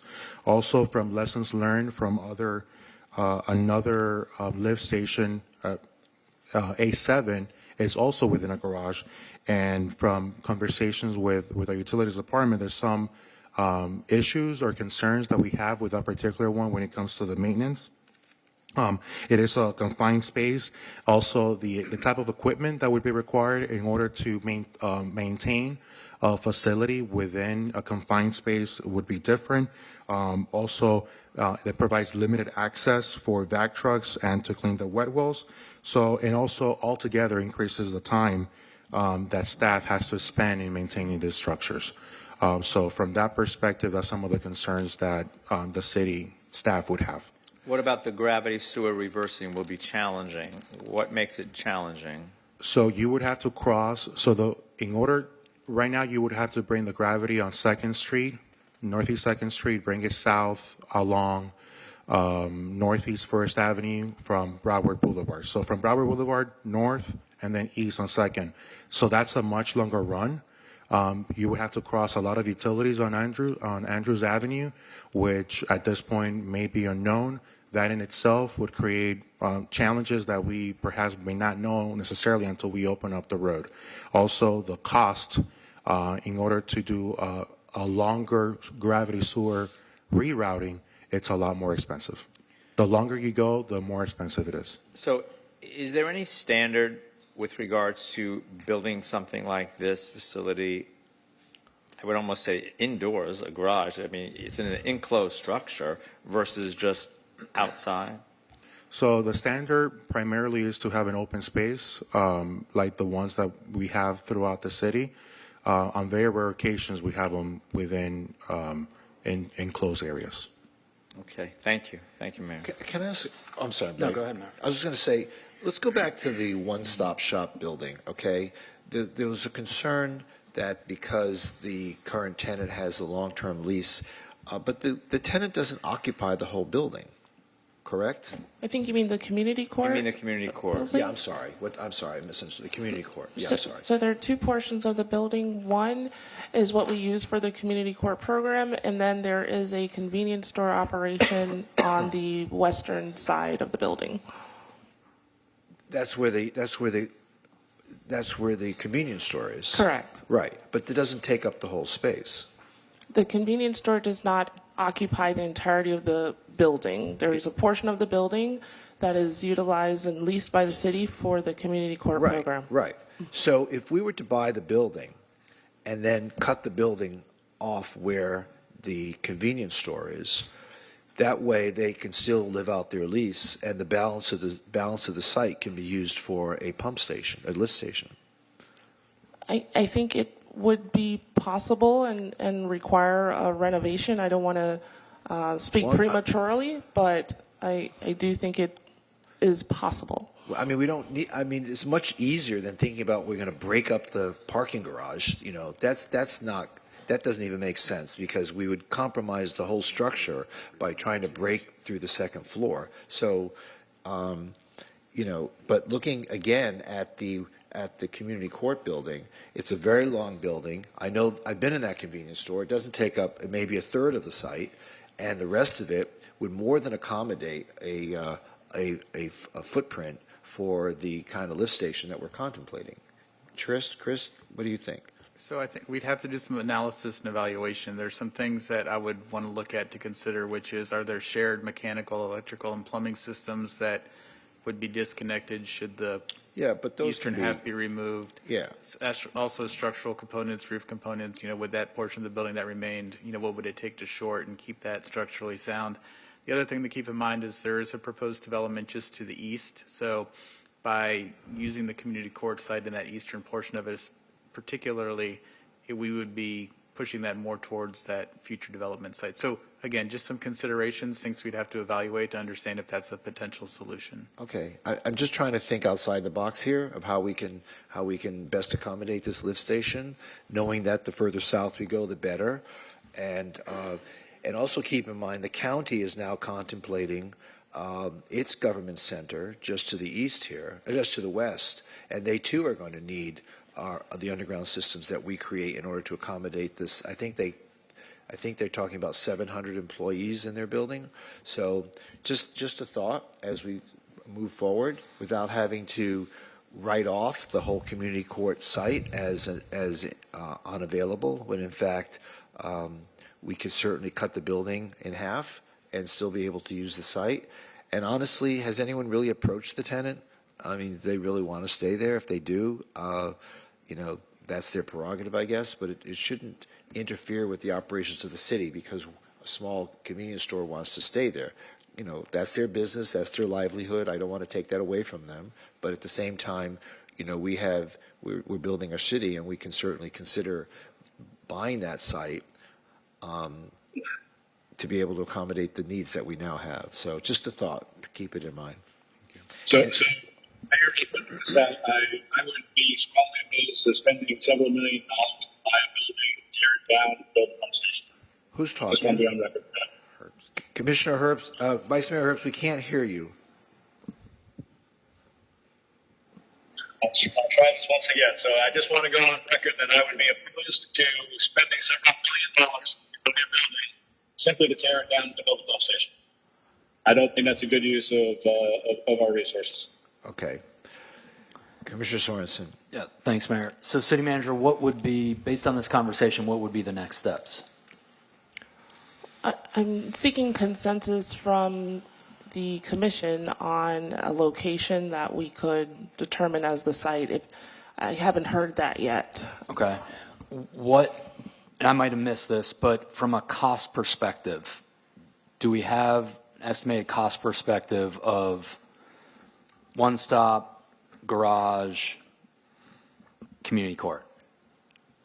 So I'll allow O'Neill to go into that a little bit. I give me know there's just some bottom variables line. Yeah. based on the location of each site and tying in and, the distance to Broward Boulevard and the work that has already been done. So we have an engineering estimate of what it would take to conduct the sewer rerouting for all sites. Any of the three sites will require sewer rerouting. For example, the one-stop site, which, as the manager mentioned, we've done some preliminary design with that particular site. It would take approximately $1.3 million to conduct the sewer rerouting from Broward Boulevard to the potential location within the site. Okay. Should the City Hall or the City Hall garage be selected, the cost for the sewer rerouting would be approximately $2.1 million. So that gives us a delta of $767,000. And then with the community court side, it's a lot closer to Broward Boulevard, so the sewer rerouting would be approximately $700,000. However, you would have to factor in the cost to acquire the property, which, based on the cost that it was selling for in the past, the $3 million, that would bring us to a cost of about $2.3 million. But we've been talking about buying this property anyway, so because it's good for the city to own this. And now we have an actual use for it other than community court. I mean, we were prepared to spend $3 million just to put community court there, when we can, in fact, put a lift station there. But the enabling infrastructure that you just spoke about, that's significant. $2.1 million to bring the pipe work over to that site. I don't think that makes sense. It's an unnecessary expense. But anyway, you can calculate that in your proposals. And then I thought we had completely rejected the idea of buying that building. No, we hadn't. I don't think we rejected anything. We did at a previous meeting because we had a discussion about using CRA funds to acquire that building for community court. And I believe it was Commissioner Glassman who said that's not the vision that we have for Gateway to the city. At the time of that discussion, it's my understanding that the commission opted not to move forward in that direction. Right. We said we don't want to buy that building because there's better uses for it than what we had intended for it. I don't think a lift station is a better use, but just my opinion. There was a lot of concern from the Flagler Village Civic Association at that time. They had actually said they didn't want us to buy the building at that time. They did not want us to put community court there. Right, but they also didn't want us to buy the building. They thought that, well, the building's been for sale for a long time. What are you going to do with that site? It's like they thought the price was too high, and they were just concerned with what was going to happen there. But at that time, we did say no to the purchase of the building. Right. So what does the neighborhood feel that site should be used for? It's already got a convenience store there. Right, and I have not had those discussions. I did have some earlier discussions with the neighborhood folks about doing some sort of a possible substation in that area because they were concerned with the homelessness issue there and just the general upkeep of that little corridor. So there was some discussion of that, but other than that, I have not re-engaged on that particular site in terms of a purchase or a use. I wonder if we could talk to the county to use some of the bus station, which has 20-foot ceilings, and they don't use the whole bus station. I mean, it's just another option, and it would certainly accommodate their new government center better, as they're going to need those facilities for their new project. So, I mean, again, we're thinking outside the box, but we have to really think of all options because we're not seeing an optimal choice here. So, anyway, someone should consider contacting the county and see if they would be willing to allow us to put a substation, lift station rather, in their bus station. Anyway, Mayor. Yes. Okay. I'm looking at an email that I received yesterday, and I'm thinking we all, as the commission, received this email. It was from the DDA, and in that email, they were indicating that there were, look like they said, I'm trying to bring this up on my phone. Hold on one second. But they were saying in this letter that they believe that there are more options to locate the lift station, another site. So the DDA is indicating that they have some suggestions for other sites. Do we want to direct the city manager to hear maybe where those other sites are as well that may be beneficial? Well, lucky for us, Jenny Morhone is here, and she's asked to speak, and we can find out from her directly what those other sites are. Okay, thank you. You're welcome. Then, hold on. Yeah, thanks. Mayor, can I keep asking the questions? Keep going. Okay, thanks. So, O'Neill, so you gave half of the cost, I think, which is the sewer rerouting. So the other part of the cost is the building of the actual lift station. Is that right? Correct. That would remain the same, Great. regardless of the location. Okay, so the cost of the lift station would be how much to build? So the budget for this particular project is about $1.5 million. Sorry, 11.5. Sorry, 11.5. Okay, I was going to say that seems like a good price for. Okay. COVID prices. Right, exactly. 2 for 1. It's great. So it's 11.5 million. So that would be for one stop. Now it sounds like, if I was hearing you right, the City Hall garage is going to require significant structural change to the City Hall garage. So wouldn't that then cost more than 11.5? Definitely. Right. The numbers So that I provided to you, just from the sewer rerouting itself, it would be approximately $767,000, and that's not including the structural analysis that would be required, because we would have to do we would have to look at different aspects of the building in order for us to be able to determine whether or not, in fact, that structure can be modified further. And also take up parking spaces too, right?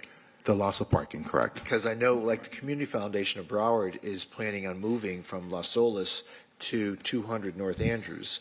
and they've already inquired with us about seeing if we could lease them parking spaces in our parking garage, which is we're already tapped out. So I'd hate to lose any parking spaces there. That's another concern. I agree. So, okay, so. Do we know city- how many parking hold on, spaces hold on. we would lose? I'm still talking. He's still talking. Hold on. I apologize. You Hang raised on. the number of parking spaces. I was just wondering if we knew how many parking spaces we would lose.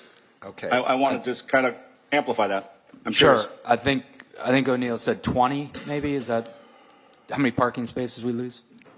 So the standard parking space is about 8.5 by 16, and you know the square footage. So in order for the area required would be 50 by 50.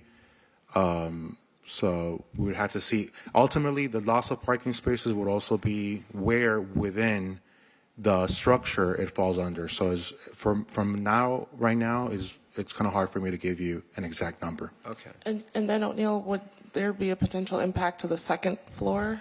Correct. Yeah, that's the second floor and So the first floor. we lose up on the second floor also. Correct. Okay.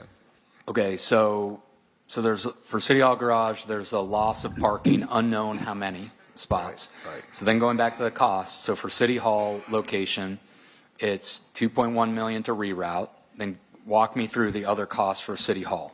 Then what? You said, it sounded like you said design or analysis? So that would be a conversation that we would need to have with our City Hall developer. We would have to see at the proposed programming that potentially be impacted in order for us to accommodate. So at this time, it's hard to say what additional costs would be incurred should the City Hall site be selected. Hold on, I'm saying City Hall garage. Oh, City Hall garage, my apologies. What was the other question? So I'm trying to figure out, City Manager, I'm trying to figure out the cost for each option, total cost for each option. So for one stop, I'm hearing you say the total cost for one stop is 1.3 plus 11.5. No. So the budget for one stop is 1.5. That already includes the sewer rerouting and the 1.3 that would take for us to reroute. That's already incorporated. 11.5 million total. 11.5. Great. Should we select the City Hall garage, that would be 11.5 plus the 767, approximately I thought you said 2.1 800. million for the City Hall garage. You said 2.1 million for the City Hall garage. That's only the number for the sewer rerouting. No matter which site is selected, Right. the sewer rerouting would be required. So from what could potentially change the cost of, depending on the site, it's how long the sewer rerouting would be. So City Hall and City Hall garage are farther away, therefore they would require a longer stretch of rerouting. So to answer the Commissioner's question then, what is, if we located it in the City Hall garage, do we have a number what the all-in cost would be? That would be approximately 12.2. 12.2. That's not taking into account the cost for the structural analysis. That's just construction. Right, but probably. And not taking into account the cost to having to retrofit the existing building. Okay, so we don't know that number yet. Okay. Great. And then for community court, we're looking at, again, 11.5 million total plus the purchase price. Is that right? Correct. Okay. So you're looking at, let's say its purchase price is 3 million, so you're looking at 14.5 million. But would there be any savings there in terms of the routing of the effluent because it's closer to Broward Boulevard? Correct. That'll be approximately 600,000, 700,000 savings. Okay. Okay. Okay. And then the bus station, which the mayor shared, which is, I think worth exploring. You'd look, probably the total all in would probably be again around that 11.5 million range. Is that fair? Okay. Tomorrow you can tell the county we'll vote for their plan if they let us use the That's bus right. terminal Let's for work our together. lift station. Let's work together. Come on, Yeah, collaboration. That's right. Come We're all on. one team. Come on. Okay. Thank you. That helps and a me get tunnel. a sense And of a tunnel. cost. And a tunnel. Yes. Throw in the tunnel. Come on. They're feeling generous. I can sense it. Excellent. All right, Mayor, thank you. That helps for me for cost. Again, I'm going to Okay. always say this. We need to choose the most cost-effective I agree. solutions as we face a very unknown budget environment coming up. So, okay, thank you. All right. Any further questions? I think it's the best one. I don't know. I want to, There being is Jenny going to? Yeah, I want to just say if there's any further questions of.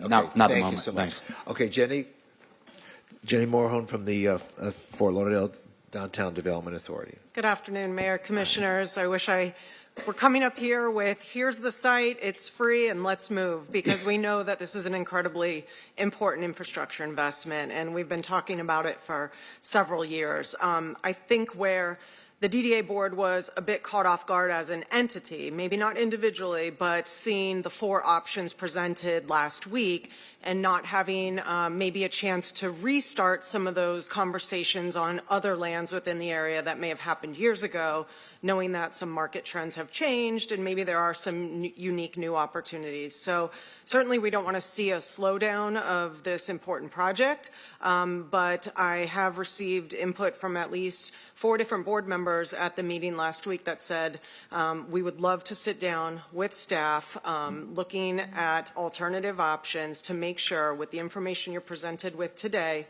that the best option for the long run is presented. This in many ways has nothing to do with whether DDA participates or not in one-stop shop. It's really about how are we looking at this for the benefit of the long term. And, so that was the request simply from yesterday that was sent to you all. Could we take one more time to engage private sector developers and landowners in and around this area to have a round of conversations. And I think that comes in line with when these important infrastructure investments are being decided, how do we engage together, one team, I think I heard a little bit earlier on these solutions. There may be some properties that are barely even shown on this map that are still within the basin that some preliminary analysis has come forward. But I don't have those today that I can say pick one or the other. But we would like to have one more conversation, Okay. or the first conversation, I should say. mean, it's still a work in progress. And again, maybe reaching out to the county since they're reconfiguring their land sites. Maybe we could work with them to see if we can incorporate this kind of need to accommodate their new structures as well. So, But I was going to ask Jenny, I'm sorry, how quickly can we do this? I mean, I just feel like we need to really get going on this. I don't think we have a lot of time here, especially because of what we know that's coming in terms of downtown development. And what do you see as getting everyone together? And I think we can have a meeting as soon as schedules are available and make that a priority. If that were to be tomorrow, that would be wonderful. If not, early next week. We and know have you that actually heard meet every of, I know you mentioned that you don't have, right, here's the place and it's not going to cost anything, et cetera, but have you heard of possible solutions or alternatives? Again, you look at the vacant property that surrounds the one-stop shop, for instance. You look at some underutilized property where it's closer to Broward Boulevard. We, through board members, whether direct relationships, I mean, that's the value of the DDA partnering with the city, is having that knowledge on the ground of some of the private real estate interests and where there may be opportunities to coordinate so that it's still a potentially cost feasible project that can move faster even. So, City Manager, how quickly do you think we can have this kind of a meeting where you can meet with them? And I think that we can prioritize having this meeting. I know that this has been a conversation for a number of years, and so we welcome ideas, even if those ideas are shared with us in advance of the meeting, potential locations and options. We want to make sure that the project can move forward expeditiously and also in a very economical fashion.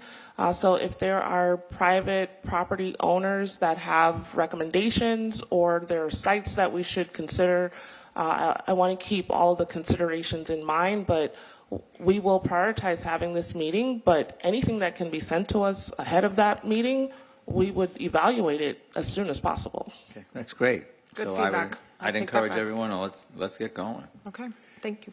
okay, thank you, Jenny. Anyone else wish to speak on this item? Okay, there being none, thank you so much.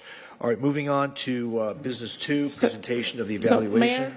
Mayor? Yes. So I do want to set an expectation, that we have this meeting and then we will come back to the commission as soon as possible. I think no more than a 45-day window to come back to the commission with a follow-up to this discussion. Okay.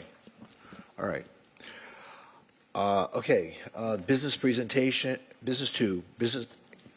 two, presentation of the evaluation of the unsolicited proposal submitted by IKE Smart City for the Interactive Digital Kiosk Program, Development Services Department. City Manager. Thank you, Mayor. You may recall that I shared with the Commission back in January a letter to the Commission related to this unsolicited proposal for the IKE digital kiosk. At that time, the city was still having a lot of conversations about the Las Olas Mobility Project, and now that the Commission has made a determination for us to move forward, I think it is timely for us to proceed with this conversation as directed by the City Commission. So I want to turn it over to Chris Cooper to walk through the presentation. Thank you, Chris. All right. Good afternoon, Mayor, Commission. Chris Cooper, Deputy City Manager. And before I go through the presentation, I just want to let you all know that there are representatives from IKE both here in the room and also one joining us virtually. So they'll be here to answer questions, and I also believe they have a presentation of their own that they'd like to share following our presentation to you. So for the proposal timeline, we received this proposal as an unsolicited proposal on December 26, 2025. It came with the required number of copies of the proposal as well as the $25,000 check that's required to initiate this process. The city manager sent an LTC to the commission. Following that LTC, the commission asked staff to look at the proposal a little more fully, do more of an evaluation, and bring back some feedback to the city commission for consideration as to whether or not to move forward with the process. So IKE Smart City is a company that provides interactive digital kiosks. They're a media company. A lot of what's shared on these kiosks are advertisements and public information and wayfinding. They have existing partnerships with some cities currently nationwide, about 25 cities, including some here in Florida, such as Aventura, Coral Gables, Miami, Miami Beach, and Tampa. These kiosks have interactive features. They're touch screens so people can navigate the information and resources on the kiosks through that touch screen. There's a variety of applications that can be customized and made available on these kiosks. Part of the benefit is they promote local business advertising, wayfinding. It helps to share city information, has information about events and festivals and other things going on in the areas at which they're located. They could function as, for things like surveying, feedback, all sorts of different interactive tools. The operational model, IKE has an in-house team that includes project management, design, software, advertising sales, the construction of the kiosks, maintenance, and the revenue sharing concept that I'll share here in a moment. So really high level, the proposal promotes some financial benefits to the city. Suggested that we were to look at 30 kiosks in locations that are mutually agreed upon. These areas are really based on places where they're high visibility. There's a lot of use of these kiosks, and they're really worthwhile. So part of this is going through a collaborative process to see where they might go should we enter into an agreement. Really, the benefit to the city, other than the ability to share information and provide a resource for our neighbors and visitors, is a revenue sharing model. So in the proposal, it states that in the first year, years 1 and 2, there's 20% of net revenues, and those revenues come from the advertisement sales on the kiosks. And then this also contemplates up to a 20-year agreement. So in years 3 through 20, the proposal suggests a 35% revenue share. So the proposal breaks down what that could look like depending on how those sales look. In the first 20 years of the agreement, which is the term proposed, the city could look at about $684,000 in annual revenue, potentially a total of $13.7 million over the term of the agreement. Again, the civic benefit, I suggest they'll provide the city with 12.5% of all advertising time to be used by the city. So, we could certainly use it for things like advertising our events, public service announcements, different things. And then there's also some other public benefits related to other entities, including nonprofits that we've discussed, could potentially share some information as well. Again, the contract term, what's proposed is a 10-year initial term with a 10-year auto renewal. That auto renewal would be subject to IKE meeting certain performance criteria, which includes maintenance, update of the software, providing electronic monitoring of each kiosk 24 hours a day, 7 days a week, excuse me. That IKE will replace the hardware components, internal networking as needed. IKE won't be in default of revenue share obligations, and that IKE has kept those kiosks and the content with the most up-to-date and relevant information pursuant to a plan that's developed in conjunction with the city. Some potential benefits that when we reviewed the proposal we thought were worthwhile to share with the Commission. Top of the list would be the potential revenue to the city. I've discussed the revenue share and what that could look like. There could be some curated local business advertisements and exposure, a way to promote our local companies and businesses. Wayfinding, we've talked a lot about wayfinding in the past in the city, both downtown, on the beach, and some other areas where we have high traffic. So this could provide a wayfinding solution or a part of a wayfinding solution. We could promote our city brand, so looking at events, information, things the city has going on, this could be a way where we could get that information out and get that visibility. Public information notices, public art displays, part of what we saw in some of the revolving images that were displayed on these kiosks and other places were public art displays that could be curated and shown within that rotation. And then emergency communications, both in terms of what's presented on the kiosk, but these kiosks also have a function where there's an emergency button, if you will, and a speaker, a two-way speaker that could be set up and used so that somebody could contact an emergency service should they need that emergency service. So we also did a review of what this could look like in implementation. So our development services staff looked at the proposal, and these are all things that we think are worthwhile to consider. And should the Commission decide to move forward, and we're looking at places to install these are items that we would probably look at. One is the authority to place these. So when we looked at where IKE was proposing some of their installations, they're not our rights of way. So we would have to work with those agencies, work with IKE to make sure that we have the appropriate easements and authority to put those in. Specifically areas like A1A, where it's an FDOT right of way, that would be important for us to make sure we're engaged and have all the agreements in place needed to make those installations. Locations, again, these are meant to be in high traffic areas, lots of visibility. So with that, we're also looking at things like the proximity to intersections, whether or not they're in a sight triangle, which is the area of the street where there needs to be enough space for a vehicle and pedestrian at those intersections to be able to have clear visibility, to be able to safely navigate the roadway or the crosswalks. Also underground utilities, anytime we're putting something in the ground, we want to make sure we're not putting them above or in a way that would interfere with an underground utility. And then ADA compliance, making sure the sidewalk remains wide enough so that, ADA considerations can be met and people can traverse those sidewalks clearly. Public realm impact, these are things that would be installed in, again, very high visible, high transportation, high trafficked areas. We want to make sure that they don't detract from that public realm. So when we look at the beach, Las Olas, some of those areas, again, we just want to be mindful that when we look at the installation of a kiosk, because they are large, we just want to make sure they're not taking away from that public realm, that they're actually enhancing the public realm and providing an amenity to our public. And then the last thing that we touched upon is usefulness, and I think you'll hear a little bit more about this from IKE when they talk here in a minute. But, everybody has a smartphone now, so I think something that comes to mind is, why do we need an interactive kiosk that can provide directions, wayfinding, information on a restaurant nearby or what have you, when we all have a lot of that information in our pocket?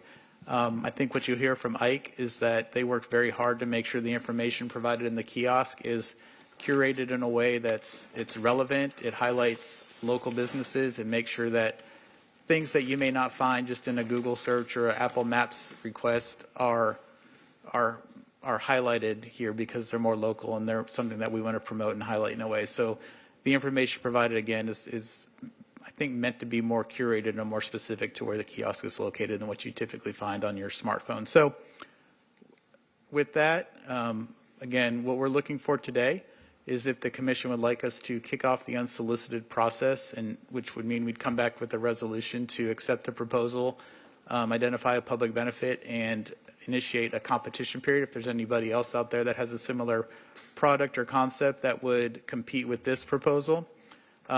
If that's not the case, the commission may want to seek more information from us and Ike to bring back for further discussion.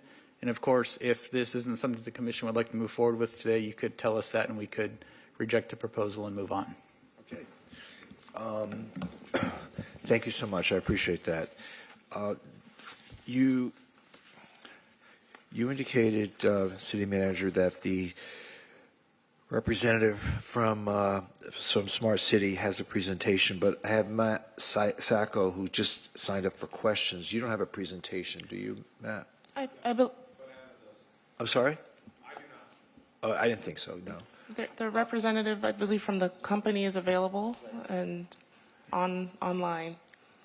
Yes, I'm available for questions. If you guys have any, staff's presentation was wonderful. I feel like it covered a lot of the key points. To the extent that it's helpful for us to speak to our experience installing on FDOT right-of-way, for example, we've done that in Miami Beach, Miami, and Aventura. So I'd be happy to give details on that piece of things or elaborate on the benefit of the kiosks beyond what a smartphone can do, if that's helpful too. But, I defer to you all on the questions that you have and how I can be helpful. Okay. Let me ask you a question, Chris. I had thought when we first discussed this that we were going to do like a trial option where we just put a couple out there to see how they work. This proposal says 30 right at the beginning, and I'm concerned about sign pollution. Having so much of it, especially on the beach. Was I mistaken in thinking that we were just going to do a pilot program and just put a couple out there just to see how they worked? Yeah, I don't recall if that was part of the conversation with this proposal. I do recall conversations in the past where we've talked about something like that. Yeah. What I will say is what we found through our evaluation looking into this, especially in other places, is that the rollout of these, it doesn't have to be all 30 at a time. It could be a handful at a time. We could see what they look like, see how they feel, see how the public reacts. And we also would collaborate closely with Ike on where those locations are, again, to make sure that they're not, one every block or something like that. So, I think there could be opportunities. I'll let Anna share if there are, but I think there are opportunities to roll this out without doing all 30 at one time to kind of get that feel before we go. In addition, Mayor, there's potentially an option through discussions with the proposer to identify the appropriate number for Fort Lauderdale or various corridors. So they've presented 30, but it could be that the commission and staff and the proposer, has a conversation about what the ideal number is and what works financially. So it could be 30, but the city could say, "Hey, we'd like 32," or the city could say, 5. "We want a fewer number." So well, the reason why I ask this is because I know there's a point where it doesn't become profitable. I don't know whether it's profitable with 1 or it's only profitable with 20. I don't know how that works because. These dollar figures are based on 30, and they look all very rosy and exciting. But I don't know if those numbers only are achievable if you have if you have a larger scale operation. So, just at some point we need to know that. A couple of people have signed up to speak, so why don't we hear from them, and then we can let the commission then have a conversation. Yeah. Are we able to ask questions of Anna? Well. We can ask questions now if you want. All right. You want to ask questions I want to add two quick points too, if I could, Mayor. So one thing I failed to mention, and I did want to touch on, is that, we do have our ULDR, which does reference signs and advertisement and offsite advertisements. So we may need to look at our code and potentially bring forward some amendments to allow for this type of advertisement. And conversations with Ike in our evaluation, we were told that that's not uncommon, that some cities have had to make adjustments to their code to allow for this type of advertisement. But I do just want to highlight that may be one hurdle that we need to overcome should you go down this path. Okay. All All right, Commissioner Glassman. Yes, thank you, Mayor. Thank you, Chris. Thank you, Anna. I do have some questions. Basically, I'm going to ask questions of Anna just to get a reply to staff comments that were in the backup and some of the items that you mentioned, Chris. Some of the questions or some of the concerns from staff, I think I actually already found the answers. I'll point those out, but that seemed to have been already in the proposal. So let's just look at those comments. So there were general comments. So Anna, talk about, and Chris did mention it, and it's also in the backup, that everyone has a smartphone. So isn't this an outdated concept? Can you just address that? Yeah, absolutely. And by the way, I'm sorry that I'm not there in person today. I am 9 months pregnant. I am due any day now, so I appreciate you accommodating me virtually.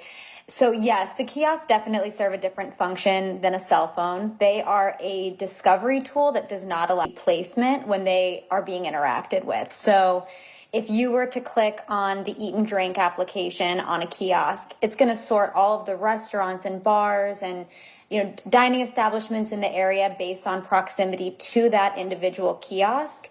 If you were to Google or Yelp, coffee shop near me, Starbucks probably has paid for the elevated placement within your, within Google or Yelp, because that's the business model of those search engines. And so by not allowing for that, it really will highlight what is local to the area and help people discover all of the best options that are around them. And you can sort and filter, by food type and price point and review ratings, and then send directions to your phone as well.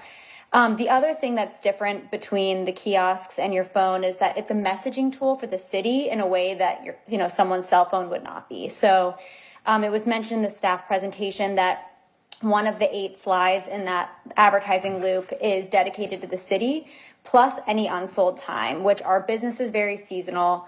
There are going to be some times when the kiosks are at sellout, and there are going to be some times, other than the one of 8 slides that the city gets, and there are going to be some times where there's more room for the city to promote its events and initiatives in that ad loop. And so it gives the city a tool in the public right of way to communicate with the public, the things that they want to get out. And that also goes for public safety announcements and emergency alerts. We work with FEMA to automatically pull in those types of alerts into onto the kiosk. And so that helps, communicate evacuation orders or severe weather warnings to the public, and especially to those that, maybe don't have a cell phone as well.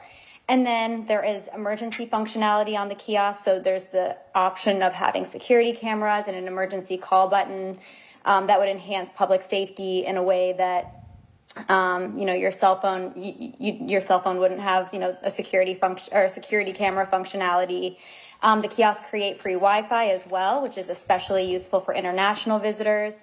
Which it can be or people that have a cell phone but no data plan, so that can also be a great benefit as well. And then the ability to display public art. We work with local artists. We pay those local artists to display artwork on the screens. We actually have a community engagement team that is solely dedicated to finding those local artists, working with small local businesses and nonprofits, and making sure that they get to advertise on the screens as well. So that's another key benefit of the program. And then, of course, there's a revenue stream to the city, which your smartphone does not generate a revenue stream to the city. Not yet. Okay, thank you for that. We have had this discussion a little bit, and it's also a concern in the backup in terms of how you decided about the number of 30 of the kiosks. Tell me what you have in the other cities in South Florida, like Miami, Miami Beach, Aventura. How'd you pick 30? And if you could just address that in terms of if there is a concern about that number. Absolutely. So in Miami, we have 150, but Miami is a very different city than some of the other cities that we're in South Florida. It's much more sprawling. In Aventura, we have our contract is drafted as at least 20 kiosks, and we are installing to that 20 number. In Miami Beach, it's interesting. Our contract is for 30 kiosks, but in 2 phases of 15. And we're installing the first phase of 15, and then the city gets to decide if they want to expand beyond that. We would certainly be open to a phased rollout here. And we, of course, would work with the community on which locations make sense in the city, on which locations make sense, and ensuring that all of them are ADA compliant and, on sidewalks that have a sufficient width and are going to be really highly utilized. So we are very open to conversations about phasing the rollout. There is, 10 to 15 is usually kind of the minimum number that it makes sense to launch with, just from, to make it make sense for both sides of the equation, both us and the city. But we're flexible, and the proposal was actually for up to 30, and so we definitely can look at phasing the rollout. Thank you. Engineering had commented that majority of the proposed locations are on state or county right of way, not the city. We also just talked about other agencies when Chris did his presentation. They say it's unclear how or what mechanism would be needed to permit the kiosks and would be an additional liability for the city. If you could address that and how that worked in the other cities in South Florida that you've installed these in. Sure. So in Miami, Aventura, and Miami Beach, we actually, the city, and we're the authorized agent on behalf of the city to submit the permits and things, but each city has what's called a master memorandum of agreement with FDOT that allows for the installation on FDOT right of way. And we have a form agreement. We actually created it for the city of Miami, and then we ended up utilizing the exact same form in Miami Beach and then again in Aventura. And it just outlines all of the Florida Green Book standards for installation and all of the things that, the types of permits that FDOT wants to see us pull for each of these kiosk installations. It outlines the review process. And so my recommendation would be for FDOT right-of-way to utilize that same form agreement.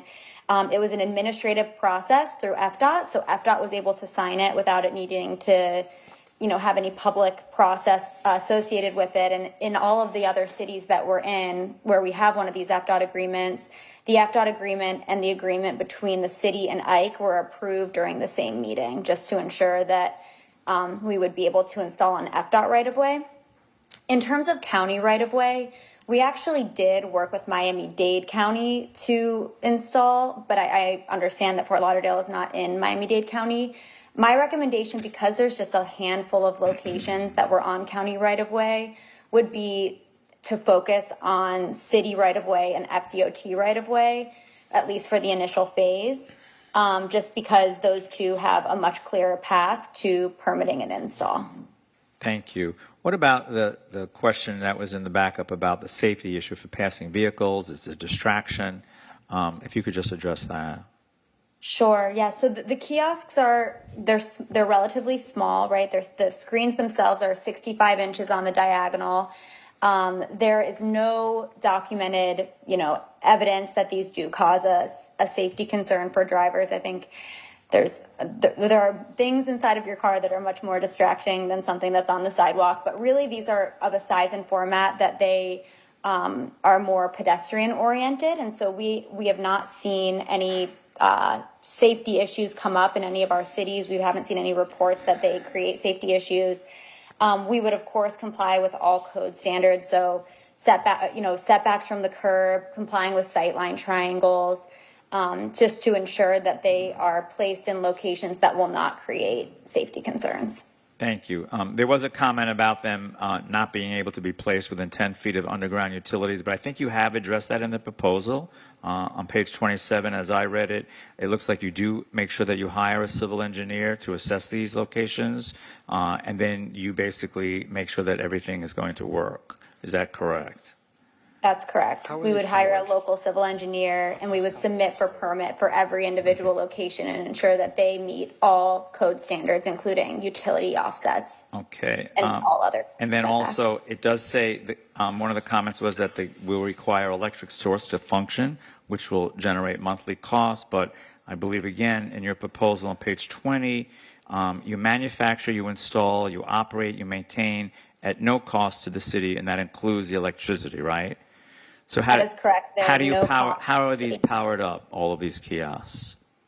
So typically, we work with the public utility, Florida Power and Light, to connect to underground power. In some cities, like in Miami and in some locations in Miami Beach, we've been able to connect to city streetlights or things like that if the city allows that. But generally speaking, we would be working with Florida Power and Light to establish new service and to connect to underground power. And we would bear all costs associated with every aspect of the program, including utilities. Okay, thank you. Planning did mention about who would maintain the kiosk, but again, I think in your proposal, you do tell us on page 61 that you are responsible for all the maintenance issues, including cleaning and basically taking care of it with your technicians out there 5 days a week and even on weekends, if I'm not mistaken.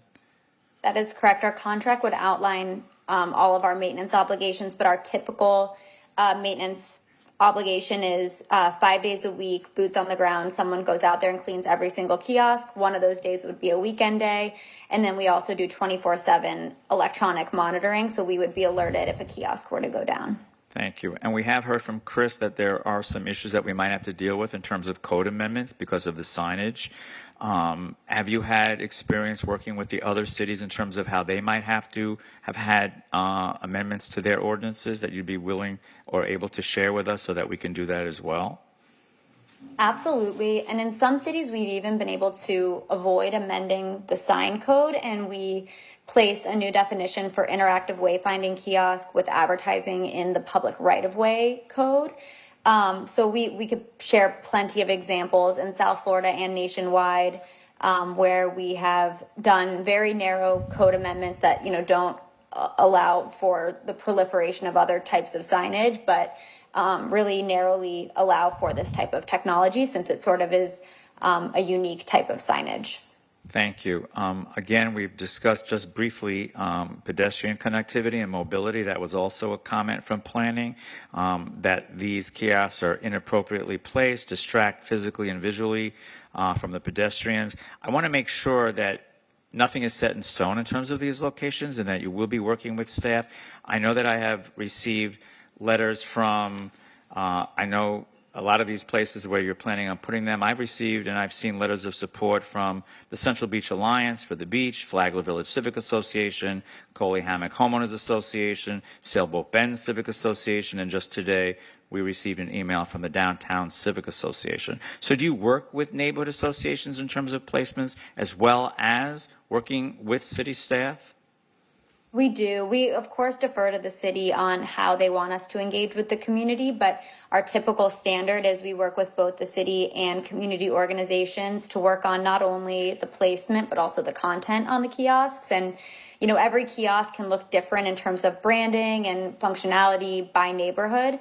And we learn about that through our conversations with the community. And so we do a lot of it on the front end. And then once we have an agreement in place, that collaboration continues into discussing kiosk placement and then content as well. Okay, because that's going to be, I think, very important with the different neighborhoods throughout the city where these eventually get placed. And my last concern and question would be the comment also from planning in terms of ADA accessibility. I know that throughout your proposal you have addressed this, but if you could just quickly talk to us about that ADA accessibility issue. Yes, our kiosks are ADA compliant. They are cited to be ADA compliant. The functionality itself is ADA compliant. The screen, can shift down for a user in a wheelchair. We also have a fully blind solution that is endorsed by the National Federation for the Blind. So we should be covered in terms of ADA compliance and accessibility. Thank you. And that's my final question. I want to say thank you because I have heard from several of my neighborhoods in the district, and I'm hoping that others have well. I have not heard any negative comments, only positive, and people really looking forward to seeing something like this in our city, and they think it would be a good addition and a good benefit. So thank you for answering all my questions. Great, thank you. Anyone else have any questions? Okay, so... Yes, I would. Thank you. Yes. In regards to going back to the city manager's letter to the commission, what's highlighted there is outdoor advertising. And my question would be to city manager or to staff. It's regarding the opportunity that is basically given to the Boys and Girls Club. I understand that there is a a current agreement with the Boys and Girls Club where they are generating $200,000 a year from bus benches or trash receptacles. How does this affect that agreement if we go into this type of P3 with this company? So yes, Commissioner, we do have that agreement with the Boys and Girls Club, which is set to expire in 2028, but we've had a long-standing agreement with them that we've extended on multiple occasions. I'm going to ask Milos to just kind of share really quickly as to what that agreement entails, and then to the extent that it might impact this opportunity. Thank you very much, Manager Williams. Good afternoon. Once again, Milos Majstorovic, Director of Cities Transportation and Mobility Department. So the agreement with the Boys and Girls Club dates back to 2008, actually, even prior to that. It accounts for about 430 bus benches or benches that provide for static advertisement at either bus stops or convenience locations. It also accounts for about 50 trash receptacles and about 50 superior trash receptacles that also allow for recycling and advertisement on the body of those. So in terms of the agreement, again, as Manager Williams stated, that agreement expires on December 31st of 2028. So agreement can coexist, two agreements can coexist. We generate over $200,000 through Boys and Girls Club agreement. Now, the revenue generating opportunity or how one might affect the other would be something that we would have to determine down the road. It's a different type of advertisement. Again, what Ike is proposing would be digital, and what we currently have in place is only static at bus benches or trash receptacles. Okay, all right. So with that being said, it doesn't expire to 2028, but are we able to look into that to see how that would look after 2028 affecting the Boys and Girls Club? We could. So there are also couple of other efforts that we might be pursuing in the meanwhile, but good feedback and absolutely we can do so. There is typically some type of market level analysis that these companies would do that would be engaged in a business of outdoor advertisement, and based on my personal experience, professional experience from the past, as long as there is a degree of separation between the advertisement locations, the revenue generating opportunity wouldn't be affected very significantly. Okay, all right. Thank you, Milos. And one other question. This question is in regards to basically the life span or with this digital kiosk program. With technology the way it is, we're looking at I see 10 years, then again 20 years. So looking at it 20 years down the road, will this digital kiosk program still be impactful? Would it not be obsolete in 20 years? And if so, what do we do with these 30 kiosks that are there? That's a great question. If you don't mind, I'm happy to address that. That's a great question. So the way that we think about it is, if you think about your smartphone, what hasn't changed since you probably first got a smartphone to, a very high degree is the shape and the size of your smartphone. But what has changed significantly is the software. And your software is usually updated on your phone a couple of times a year. You opt into that update, and that's what keeps it fresh and new features and new functionality. We have an in-house software team that has built a proprietary software that we're pushing out multiple updates a month on that software. And one example that we like to give is that there's an arcade on our kiosk. And when we first launched the kiosk, the arcade only allowed you to play a game with yourself. And then the next generation of the software, you could play against the person that stands on the other side of the kiosk, since they're dual-sided. Now we have the functionality where you could be standing in Fort Lauderdale and be playing someone in Houston, Texas. So that type of innovation is something that you would be expecting throughout the term. And that is why in our performance criteria, we bake in that we have to push out those software updates and keep the content fresh and up to date, or else you have the ability to terminate, because to your point, there's no point in having these in the public right of way if they're not serving the city. And so I'm not sure if that answers your question, but we would be committed to innovating the software and ensuring that it stays fresh and relevant for the city. Okay, all right. Thank you for that, because I have this vision of in 20 years everything will be what's the word? I'm sorry, where it's just augmented reality. Yes. Well, I mean, if you guys want augmented reality, maybe that's the direction we'll go. Okay, thank you for answering the question. Thank you, Mayor. I'm finished with my questions. Thank you. Okay, great. Thank you. I have a couple of people signed up to speak. We'll start with Melinda, and then the other person, Joe Cox. Is Joe still here? He left. Okay. Hi. Can you push the button? Yeah. I should know this by now. It's been a long 2026 already, unfortunately. Mayor, Vice Mayor, Commissioners, Melinda Balker, I'm president of the Downtown Fort Lauderdale Civic Association. I'm not going to spend a lot of time on remarks. I just did want to come because I only got the letter to you in support of this technology today, so I apologize for that. I did actually get to meet in person with Anna and with her colleague Nick, and then I had them come to a board meeting. And then subsequent to that board meeting, after they presented to the Downtown Civic Association, our board in December did vote to support the use of this technology. The main, I think, reasons, just in summary, there's been a lot of the good points already highlighted. So wayfinding, obviously, I think has been an issue in the downtown, on the Riverwalk, and other locations of the city. I will say, as a Southsider, it's strangely enough, I'm always having to explain to people on the south side of the Riverwalk, they want to go to Las Olas, and they always want to go through the tunnel. And I say, no, don't. They're pedestrians. So I say, no, you got to go this way over the bridge.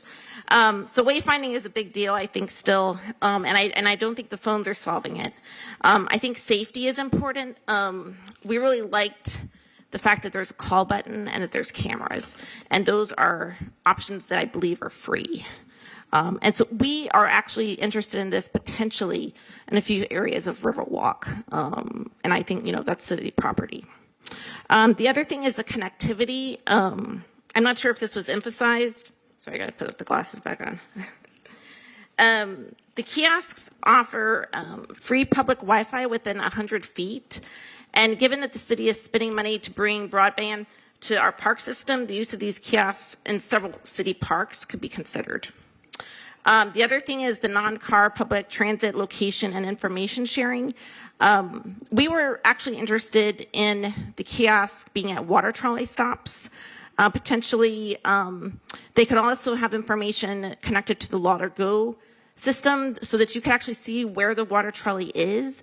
A lot of people don't know how to use the app on the phone, and I think that when they're waiting, they know, okay, should I walk across the river or should I wait for the water trolley? And then public art and promotion of Fort Lauderdale. We saw that the kiosks can promote local artists, display city posters and events real time. You can also have City of Fort Lauderdale branded selfies. So in summary, we feel the city should strongly consider working with Ike Smart City to determine the best locations. We're not sure the locations presented or the number and kind of that density is right, but we think that that's an ongoing conversation. I think contract terms would need to be negotiated, and we think that the potential for a phased rollout is important. We think additional locations could include Riverwalk at the pedestrian bridge ramps that cross the New River. In the historic district, we think this would be a great way to connect Stranahan House, the History Fort Lauderdale Complex, and the Women's Club. New River Inn, yeah. New River Inn, and then also just the multitude of city downtown parks and near the main library. And those are my comments. All right, thank you so much. Sure. I think all those places would be great, right? Who was I going to ask? Anna? Hi. Yes. Hi, Anna. So these kiosks, a walker can look into us. Can we look at them? In other words, are ring cameras attachable to these things so that they can help for crime prevention and safety? They actually already have integrated cameras, so there are. If they're optional from the perspective of some cities elect not to have them, since some cities are very sensitive about that type of technology, but all of our South Florida cities have elected to have them.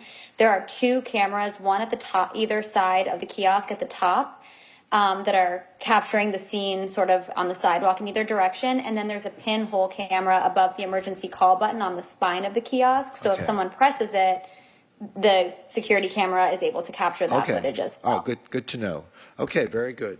All right, so what's the pleasure of the commission? What would we like to do? Do we want to accept this and have staff look at it and make a decision as to how many days we are going to allow the period of contest be open? What's the next steps?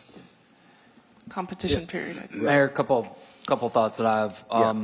So one, definitely I think there's some good features to this possibility.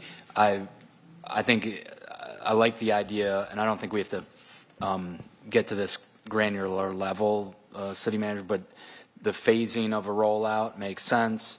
I would want flexibility in this number of units, because some parts of the city some districts, city commission districts might want more, some might want less. So I think good flexibility in our contract terms for the number of units is important as well. And I would say entering into competition period, Mayor, makes sense because that doesn't commit us to anything. Right? It's a competition period to get if there are other providers that are interested in this to provide. So let's pick a number of days. I think the minimum is 21. 21. So I'd say 21. That sounds good to me. And that way we can get, any other perspectives, thoughts, and then we can go from there. Okay, very good. All right, anyone have any comments from the commission? My concern, Mayor and Commission, I'm uncomfortable with I guess it'll be a negotiation discussion through city manager, but the 20-year opportunity, that 10-20, I just think it's a wide and a long contract or an agreement with the way technology is changing so rapidly. So if that could be a part of the conversation with whomever comes to the table, just bringing forth, I'm concerned about that 20-year window. Well, you're right, because, they may have holograms by then and they'll have real persons. That was what I was looking for, holograms. Thank you. All right, so staff can look into that and see what the flexibility can be worked into these agreements in case we need to change out these billboards with whatever new technology would come out by then. It's a good point. All right, so is that the consensus of the commission? Okay. So we will bring a resolution establishing the competition period for this qualifying project. Okay. All right, very good. Now, business 3, city manager, you've asked me to continue this because we do have a closed door session, but there are people who have come here to speak. So how do you want me to handle this? Well, I was advised that the attorney, I'll leave it to the city attorney, but I think we have some scheduling issues with outside counsel. All right, so let's see. Steve, I mean, we could take this up in tonight's meeting, which isn't about, I can take it up at the beginning. Would that be okay with you folks? Okay, you have more billable hours, so it's yeah. If you don't mind, I don't want to put it off to the next meeting. I'd like to do it tonight. Okay, very good. All right, thank you. All right, so at this time, the City Commission shall meet privately to conduct discussions between the City Manager, the City Attorney, and the City Commission relative to pending litigation pursuant to Section 286.001, parentheses 8, Florida statutes in connection with the following matters. City of Fort Lauderdale versus F. case number 4D 2025-2783, City of Fort Lauderdale versus FDOT 25-004856RU, and City of Fort Lauderdale versus FDOT 4D 2026-0271. Isn't there another case? It was just those three? There's the other discussion the city manager has with you. Okay. City manager? And there's a collective bargaining meeting too? Correct. Okay. I will come after. All right. So present at the attorney-client session will be myself, Vice Mayor Commissioner John Herbst, Commissioner Stephen Glassman, Commissioner Pamela Beasley Pittman, Commissioner Ben Sorensen, City Manager Raquel Williams, City Manager Sherry McCartney, Deputy City Attorney Dwayne Spence, Assistant City Attorney Sean Amarnani, outside counsel Howard DeBosar, outside counsel Jeremy Rosner, and of course, certified court reporter from Bailey Enton Court Reporting. The estimated length of this time will be approximately 45 minutes total, and so the executive closed door session will now begin. Where are we convening to? The room across the Right hall? across, and hospitality is available if you'd like. Okay, great. Thank you. And we'll resume our conference meeting at the beginning after 6 o'clock.